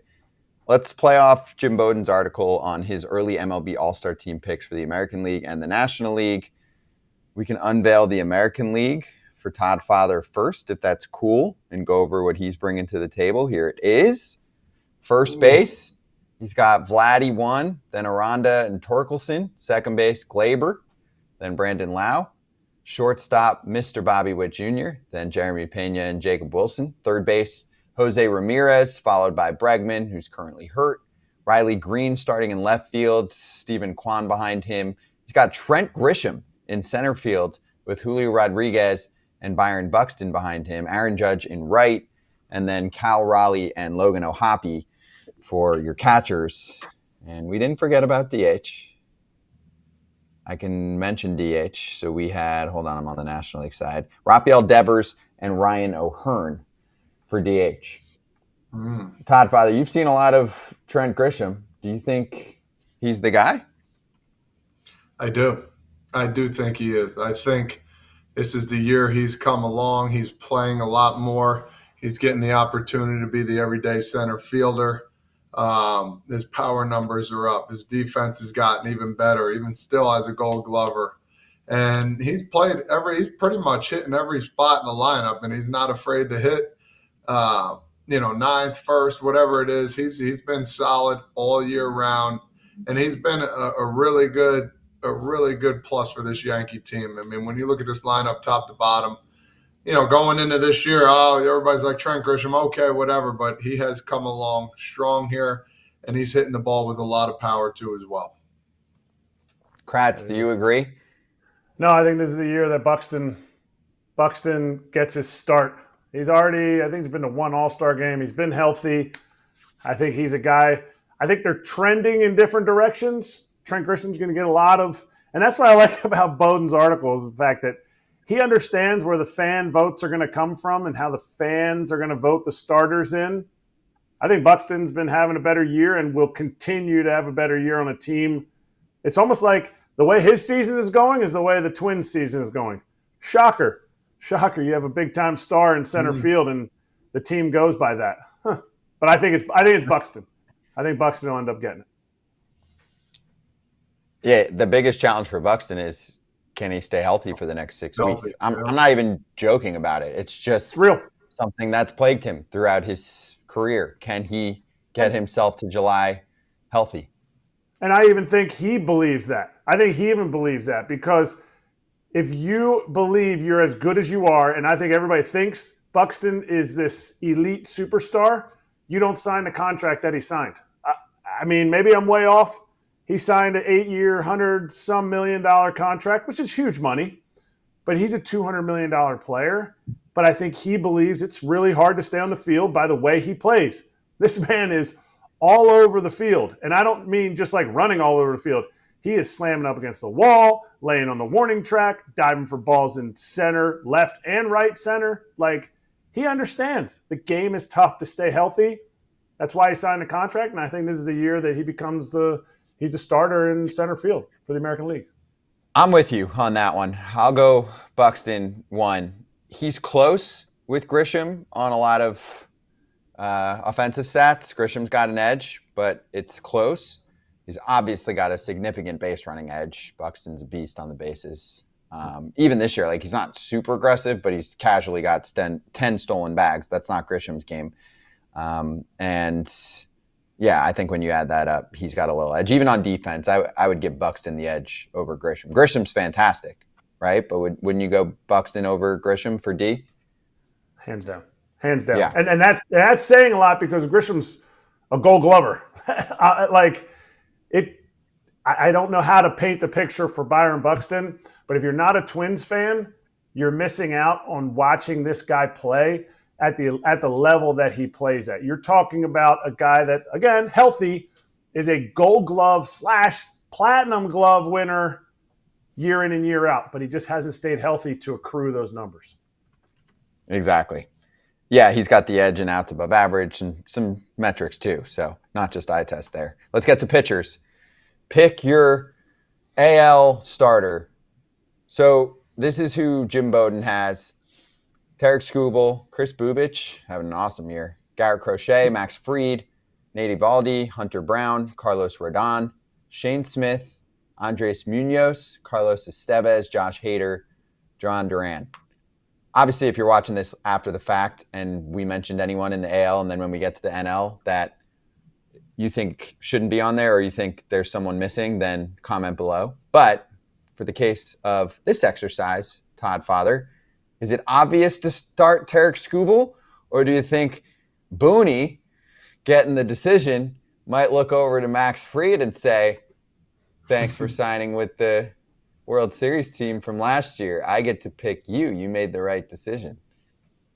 Yeah, I don't think it's obvious, but oh man, this is tough because I'm biased as all this stuff when it comes out, man. I'm taking my guys for sure.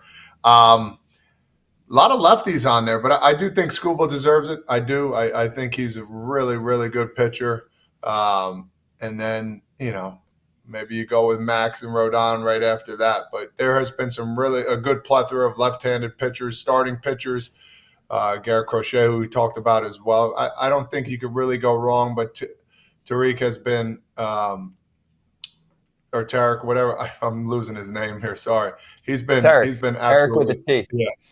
Yeah, I know. Sorry, I just had a little fumble there. He's the guy. I would say he's the guy to start it, man. He's been doing it for 2 years now, and it's been really fantastic. I know who Booney's not choosing. He's not going Garrett Crochet. That's an easy way of saying I don't want to be in New York anymore. I chose a Red Sox to start the All-Star game. I really think if all things stay exactly the same, there's going to be some dudes that are missing out on starting for the American League. Like, they are going to make the All-Star team. I get it.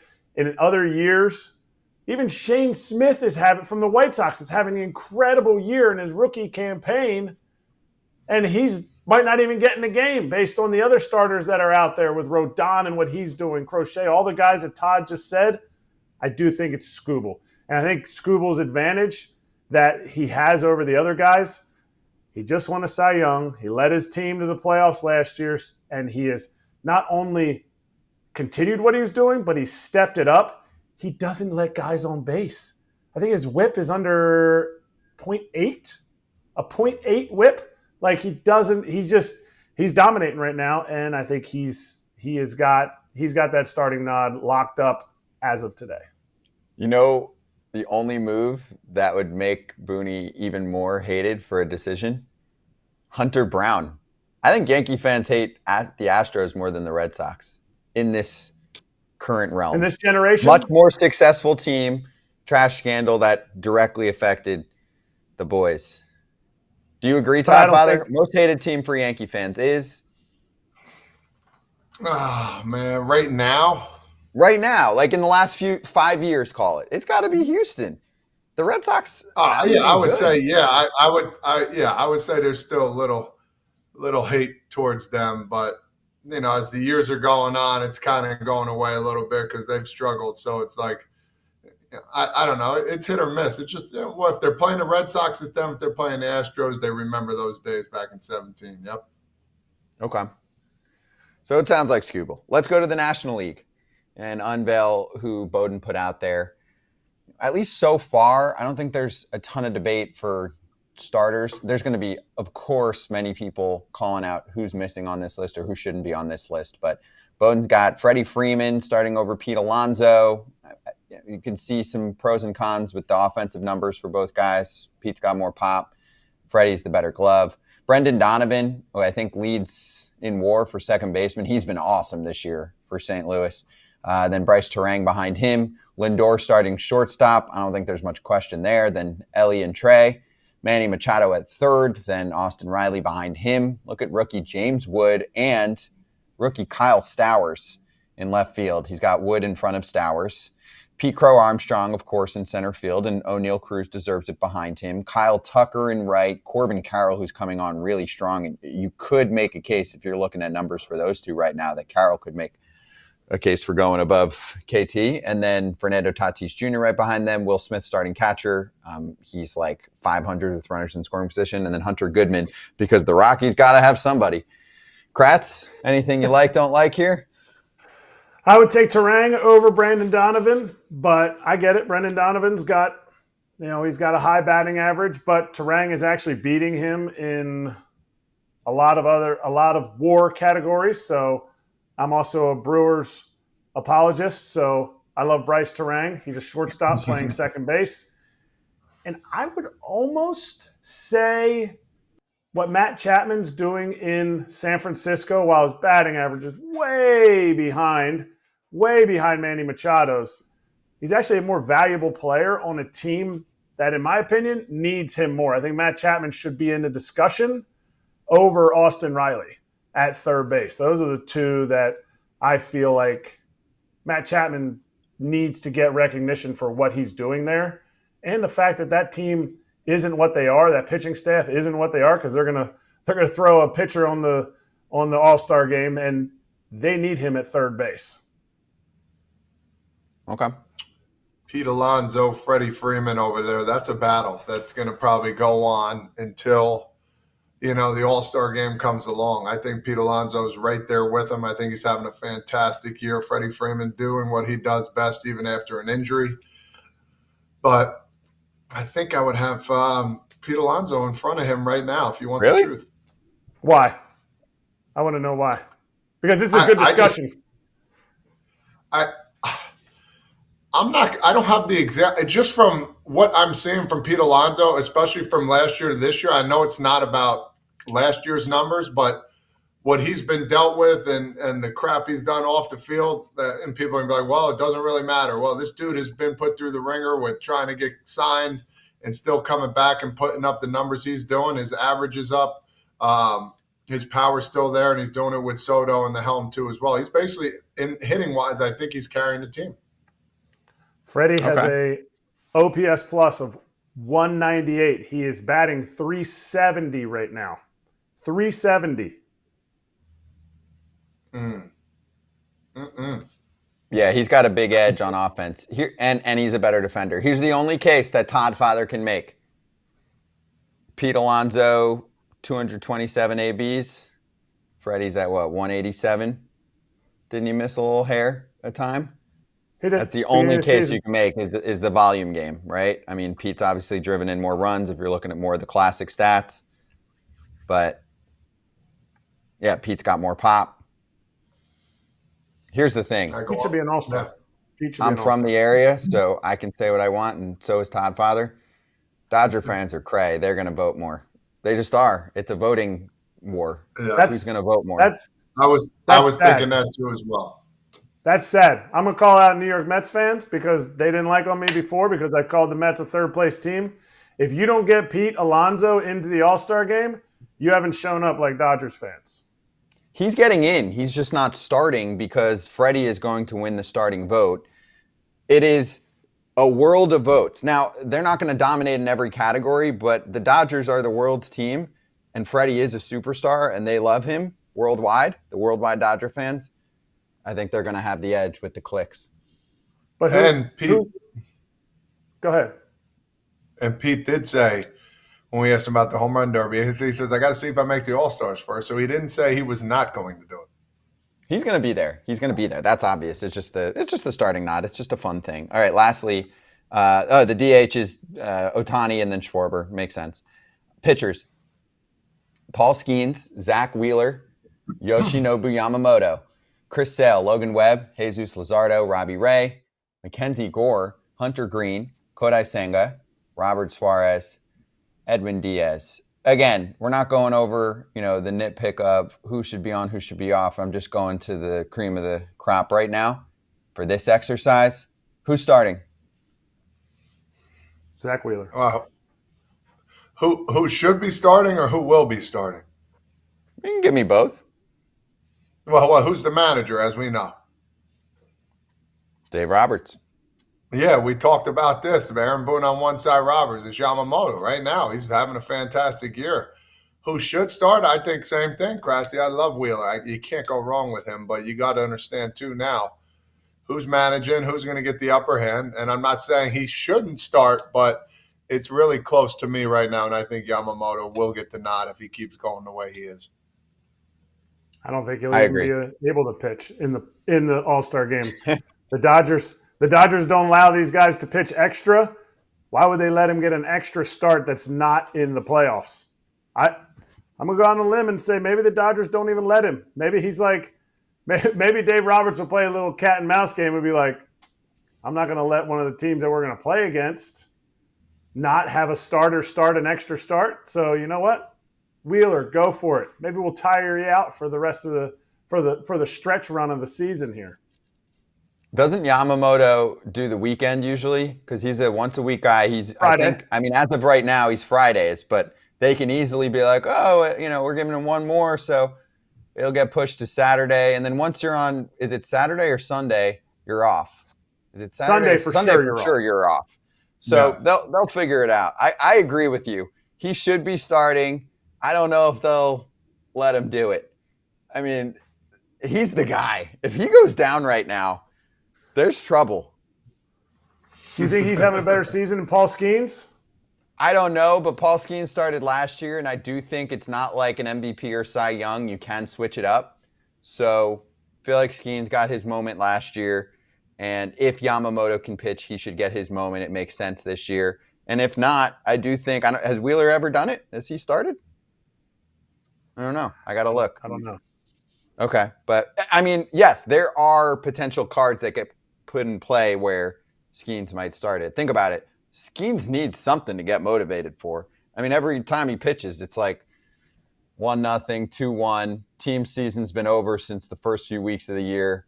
It's tough sledding for a guy that seems uber competitive. So something for him to look forward to. He's definitely got a shot. I mean, numbers-wise, he's right there. And he's given you length, too, this year, which is impressive. And he started the year right away versus last year when he was called up about a month into the season. Anyway, fun debate. We'll do more of this, of course. We've got some time with all-star rosters, but now you can vote. So thanks for checking this out. Comment below if you're watching it later on. Coming up next, we are going to talk Diamondbacks with Snakes Territory host Jack Sommers.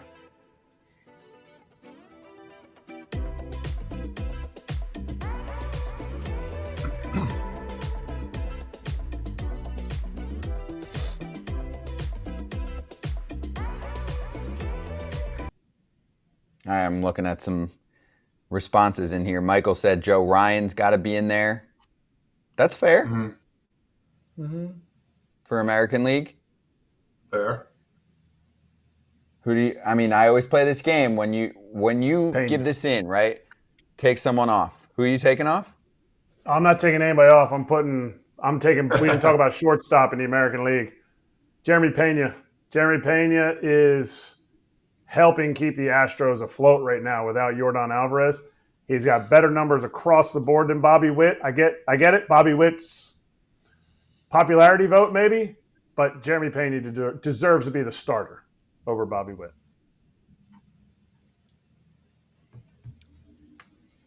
Yeah.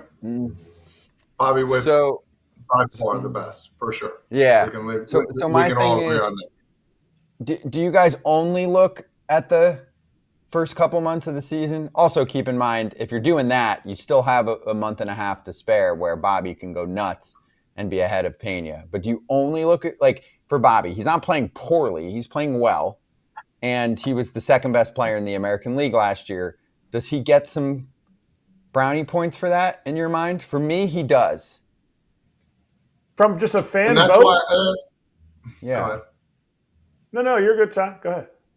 And that's why I said about Alonso. I mean, you look at, you think about the Gold Glove, and I'm telling you right now, the guys that get it always deserve it. But once you win one, it's like, all right, this is a guy that's already on top of the list. He has to have like a catastrophic, year to not get it. And you see usually the same guys going over. Bobby Witt is Bobby Witt. He's a top 5 player in the big leagues, hitting wise, in my opinion. So he's already up on the board, whether, unless, again, he falls off, which, he can go average right now and still be the top third baseman. Or, shortstop. I see a couple Ketel Marte call-outs. That's fair. He was, number 3 or 4 in MVP last year. The problem is just missed time for him right now. Yeah, he's not front of mind. And when you're an all-star, or when you have a season like Bobby Witt had, you're front of mind. So you break out that ballot. Todd and I, we're old school. We have the paper ballot where you go to the yard and you're like, you're poking the hole out there, and you're thinking, who's going to be a shortstop? You don't go and think, Jeremy Pena's doing really well. But I think he deserves it right now.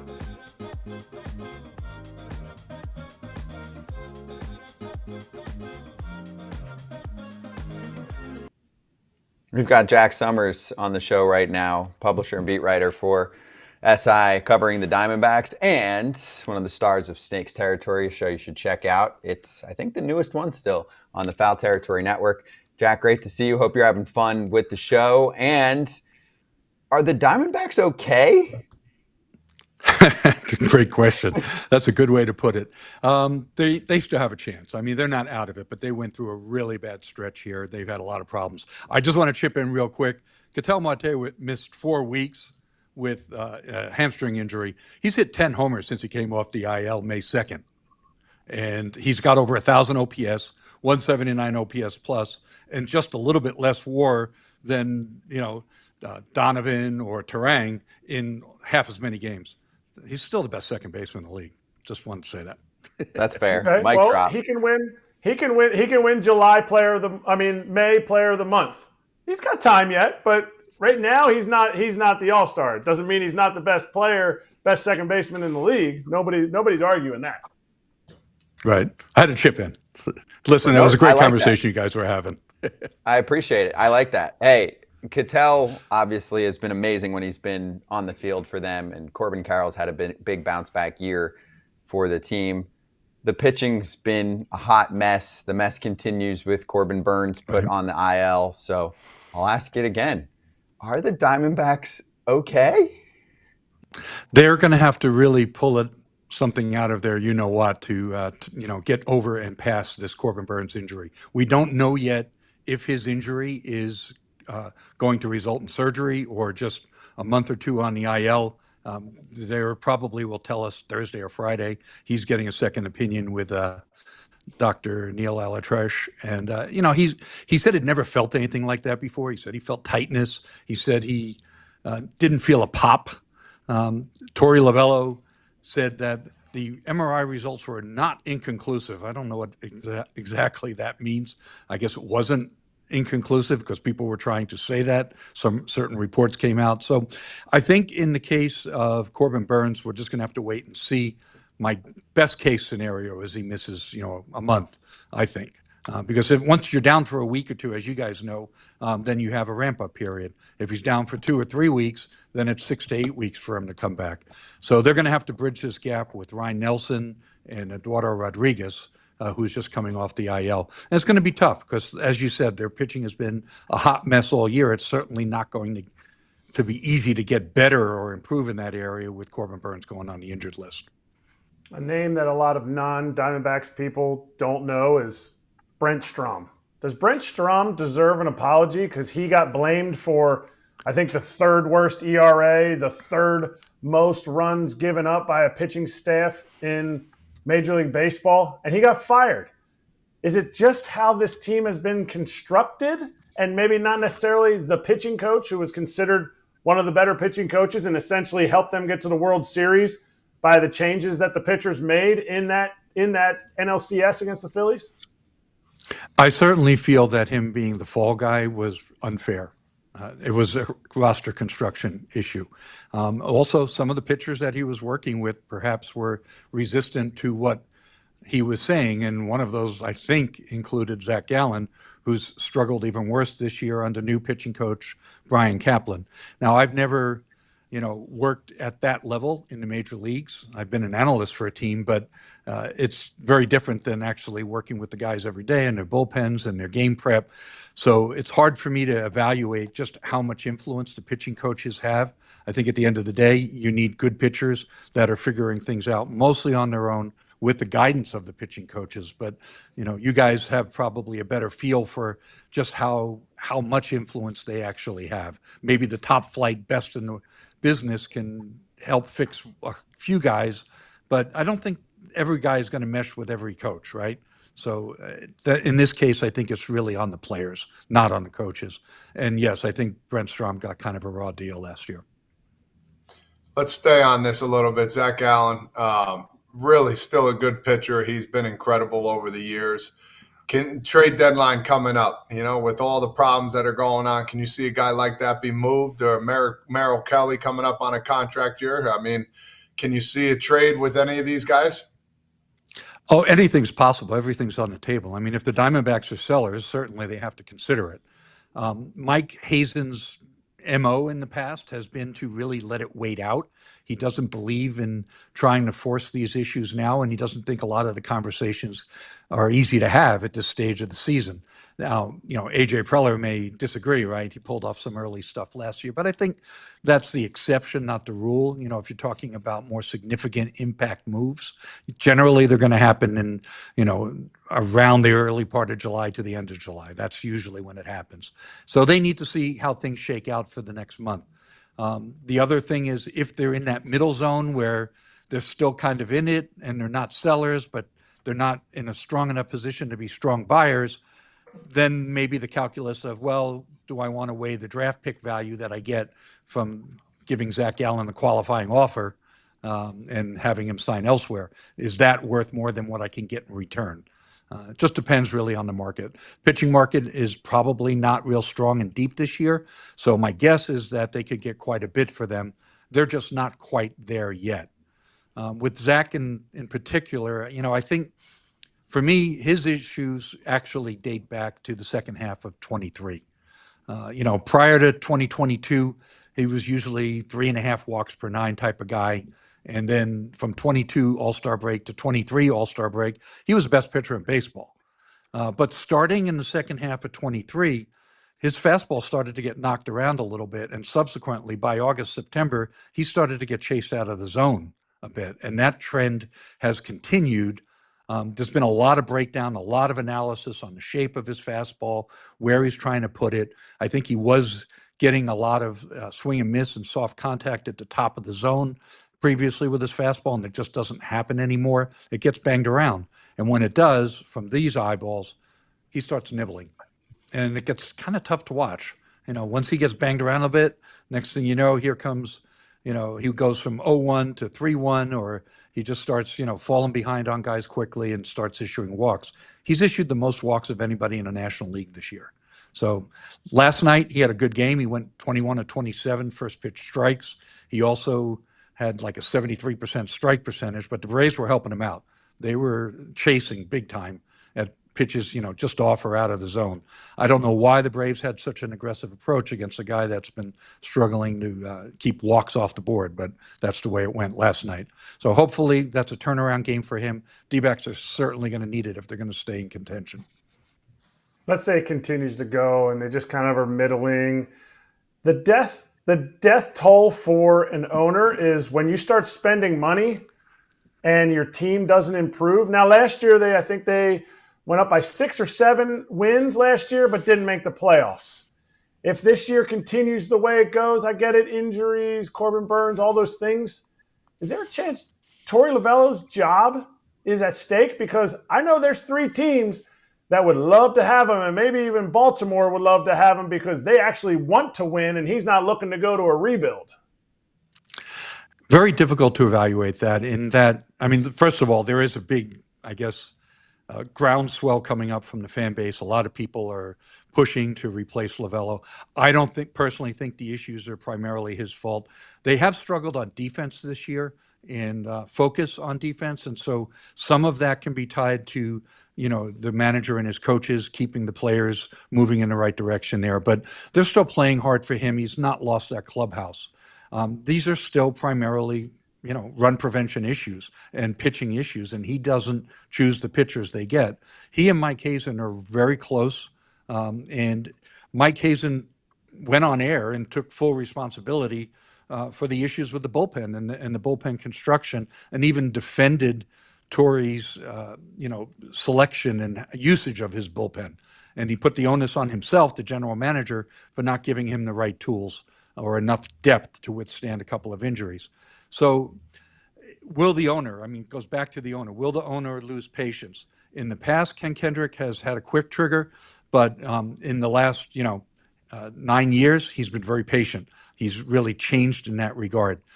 I would be surprised if Torey Lovullo was let go at the end of this year, in season or at the end of this year. Now, if that carried over again into 2026 and they got off to a slow start in his, lame duck year, because he signed to the end of 26, then that's a different story. But my guess, if I was a betting man, I would say that he survives the season and into 26. All right. who wins an MVP first? Corbin Carroll or Ketel Marte? I'm going to go with Corbin Carroll. Because he's made the changes or because he stays healthy? I think because he stays healthy. Ketel's had these hamstring issues before. Even though the team gave him a pretty big extension, I think eventually he's going to have to be moved off second base, whether that's into a DH role or first base. I'm not really sure. But I think that durability is going to be an impediment for Ketel to be able to win an MVP. I mean, you got to play 150 games generally, unless you just put up such crazy numbers in less than that. So I think that Corbin Carroll has a better chance to do that and stay healthy. Corbin Carroll's much younger too, so he's got more years to try and rack up an MVP. Marte's gotten closer though, right? Or what was Carroll? He came in third. Year? No. Came in third, top 3 twice, right? Yeah, I think it was top 5 in 19 and third last year. Okay. What was Carroll his rookie year? Did he get placed high or no? I'd have to double check. I do not remember off the top of my head. I like to pop quiz people. Jack, you're the best. Thank you so much. That was great. Make sure everyone check out Snake's Territory. He was 5th his rookie year? Yeah. There you go. Hey, look at the nice graphics on this show. Thank you. Appreciate you, Jack. And on your way out here, we'll show everyone what this show looks like. You can catch it wherever you get your pods or digital shows on YouTube, Apple, Spotify, etc. And we show clips sometimes from that show here. It's Snake's Territory. Swinging back to take your questions from ChatBCC. It's called For the People. We'll give it a good 10 minutes.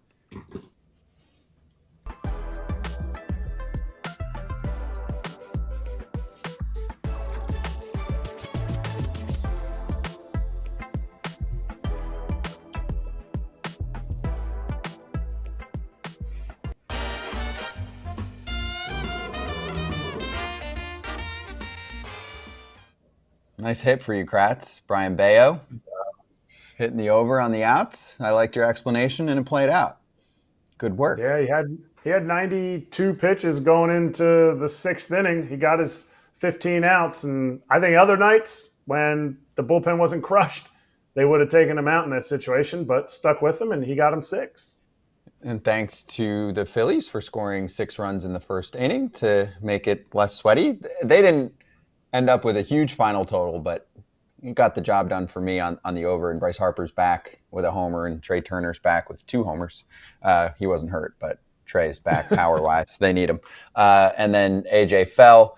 Here we go. Todd Father, I'm going to let you take the floor first for your BetMGM lock, because I think it's the first time you've had a 3-game losing streak in your life, period. Ever. Not happy about it. I think Claudia messed that up, but we'll talk to her about it next time. No, she's not wrong. I'm going with the Yankees today, -1.5 with the run line here. I'm going 3. It's +110, 3 to win, 330. I just don't see the Guardians putting up many runs, especially after we saw what they did yesterday. Clark Schmidt on the bump. He only gave up a run his last outing, and Luis Ortiz gave up 5 runs, 4 earned against the Yankees last time they played and got the loss. So I'm going to go with the Yankees to win by 2 or more. There you go. I'll jump in here. I've got Chris Sale under 6.5 Ks. He's playing the Diamondbacks. I think the offense looks really good for Arizona right now. They had a big day yesterday against Atlanta, and it's a contact-heavy team. Their strikeout rate is top 5 in baseball in terms of what you want it to be, right? So it's low. It's even better lately. They hit lefties pretty well, and Sale's not always striking out the world. Like his last start against the Diamondbacks, I think he had, 4 Ks in 5 innings. So anyway, I'll take the under on that one. And where am I at for that? +100. So I'll just lay down a hundo to win a hundo. And then when we swing back, we'll get Kratz's pick, and we will get Pap's pick as well. I would like to throw this in there. The Marlins were swept by the Rockies. The Rockies are back. For those of you that were betting the under on the Rockies lately, be careful. Please schedule watch. Thank you. Congratulations.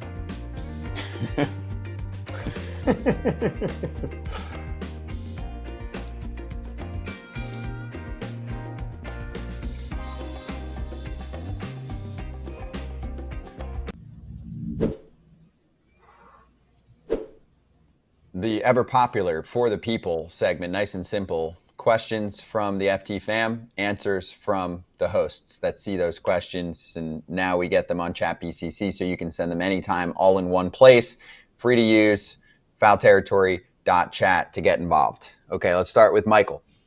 Is there a team this year that can pull off what the Mets did last year, as in 11 games under in June and then playing in Game 6 in the NLCS? I want you guys to really cook something good for us. It doesn't mean that you think this is going to happen, but do you think there is a team that's really in the dumps right now that can turn it around to get themselves deep into playoff contention and really in the playoffs in October, fighting for a World Series spot?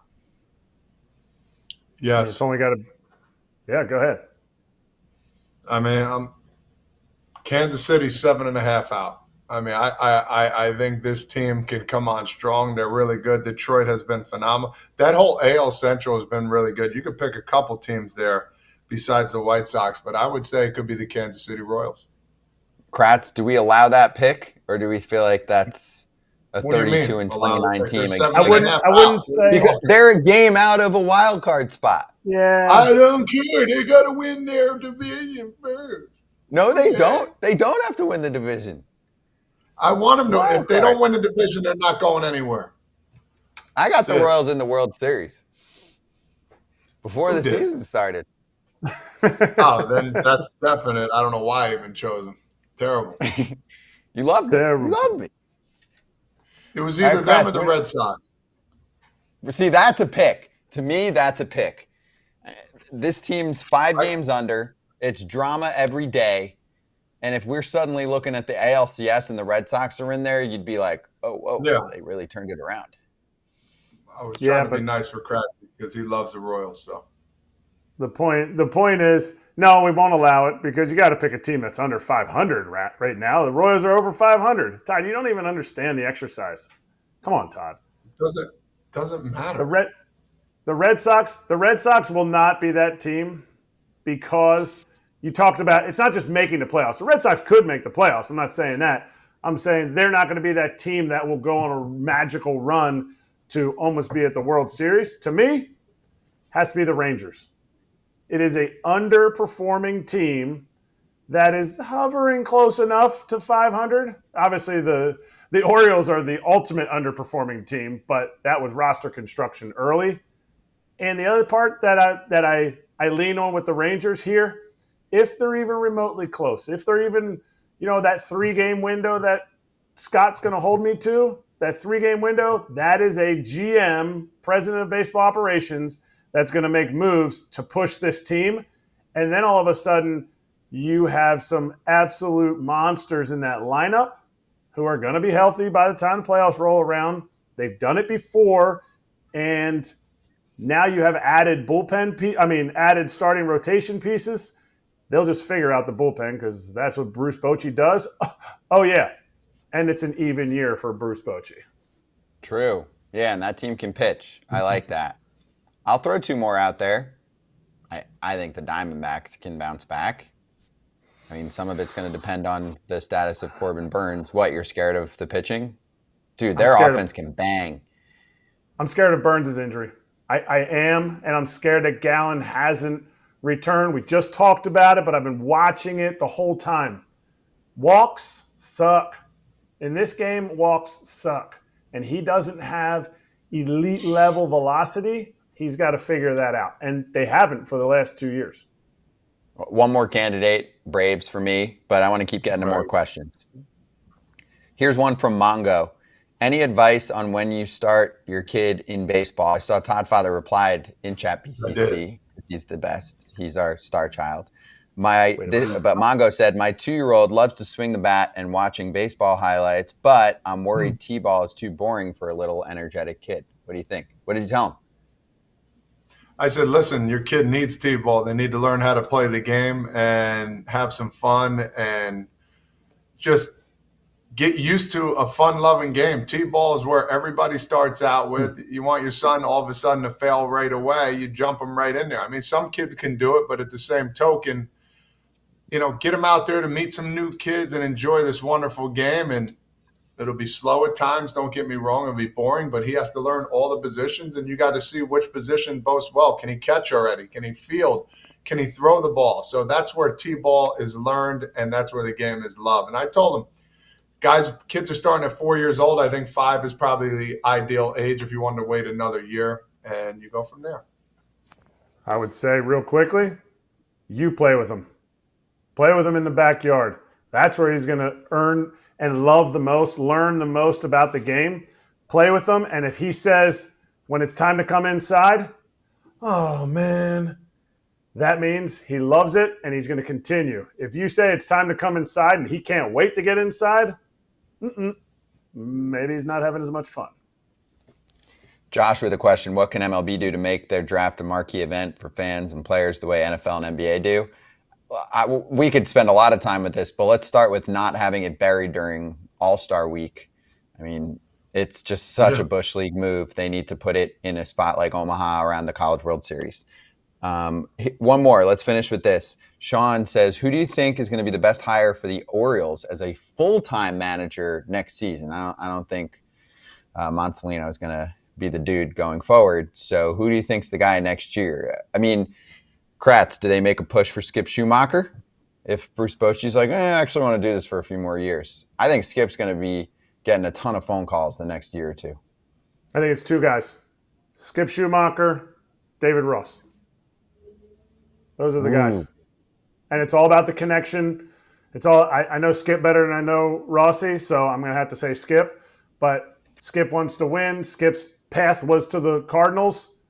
Ollie Marmol's shown he knows how to work with this young team. Chaim Bloom might not get rid of him, but I think Skip's the guy. And but David Ross should be up there because clearly he wasn't doing anything wrong in Chicago because they brought in the great Craig Counsell and the team did pretty much the same. Mm-hmm. I got one outside the box. You guys might be like, whoa, but John Jay, man, he's been around for a while too. He should get a little consideration of maybe being a manager. I've known he's been doing it for a couple of years. It's a really outside shot. We've talked about outside shots, but John Jay, I think, would fit very well in any organization. I like that call. He's going to be a manager at some point. Yeah. They don't want a first-time manager. If the Orioles go first-time manager, you might see somebody available in the blocks because that's a different look.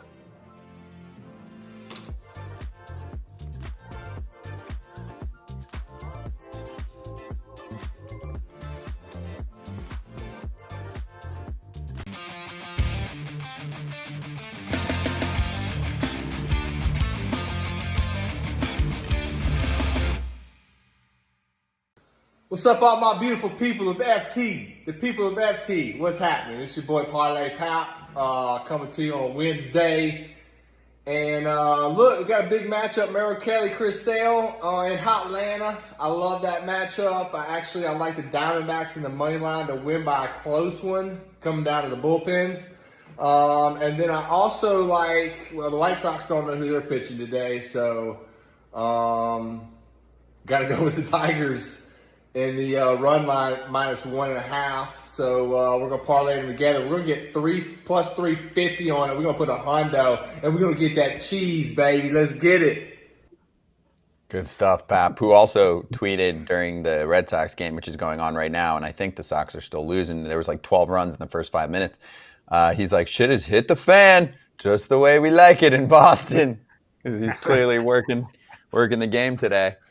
Kratz, you're up. He's got that good background. Just some trends that have hit. The Padres are playing well. They're winning ball games. I don't know if they're playing their best, but I'm picking the Padres to win behind Pivetta, and I'm looking at the under. I bought it up to under 9 runs together. It comes out to plus 195. Boom. Very There's nice. your board. Look at us, all with plus bets today. I'm usually the dude that holds us back on that one, but I got even money. Kratz going plus 195, a plus 110 piece from Todd Father, and plus 350 from Pap. Hey, don't worry if your home run bet does not clear the fences. If you're using BetMGM, you can get yourself an MLB home run no sweat token, activate it, and if your bet comes up short, you'll get your stake back in bonus bets. Gambling problem or concern? Call 1-800-GAMBLER. We'll be right back. We'll slap.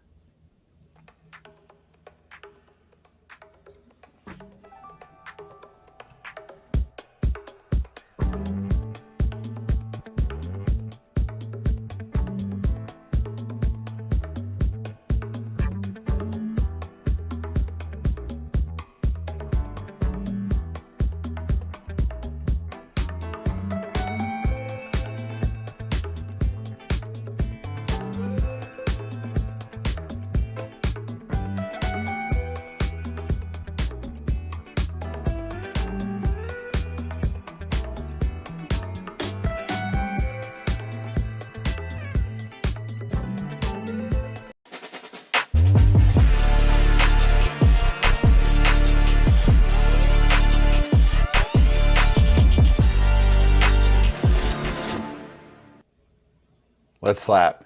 This was a funny one. So someone was mentioning in our ChatBCC how Zack Wheeler was just placed on the paternity list. I guess they just had a kid. Mm-hmm. And I decided to chime in. Kratz, correct me if I'm wrong, because they were like, "Oh, bummer! Like he's gonna miss his start." Wait, am I off on this one? You're giving me a look. No. I'm waiting to hear what you have to say. You want to hear what I got? Yeah. So he was like, "Bummer! He's gonna miss the start." I'm like, usually they don't. They usually just reshuffle so that he stays on track. If anything, maybe push back a day or two or whatever, right? But I said the paternity list just gets the team an extra roster spot for a few days. When a starting pitcher goes on the paternity list, it's a front office gold mine for a few days. So I was like, make babies, get roster spots. Make baby, that's a t-shirt. Make babies, get roster spots. I get that. But oh yeah, that's an easy fix. Zack Wheeler, this is probably a secret. He's gonna come into the field and throw. I get it. His wife's probably having a baby in Philly. He's still gonna throw. I'm wearing a Rockies hat today. They swept the Marlins. Woo! What a play! All going out for ice cream, and they can get Jimmy's on it too. Bum, bum, bum.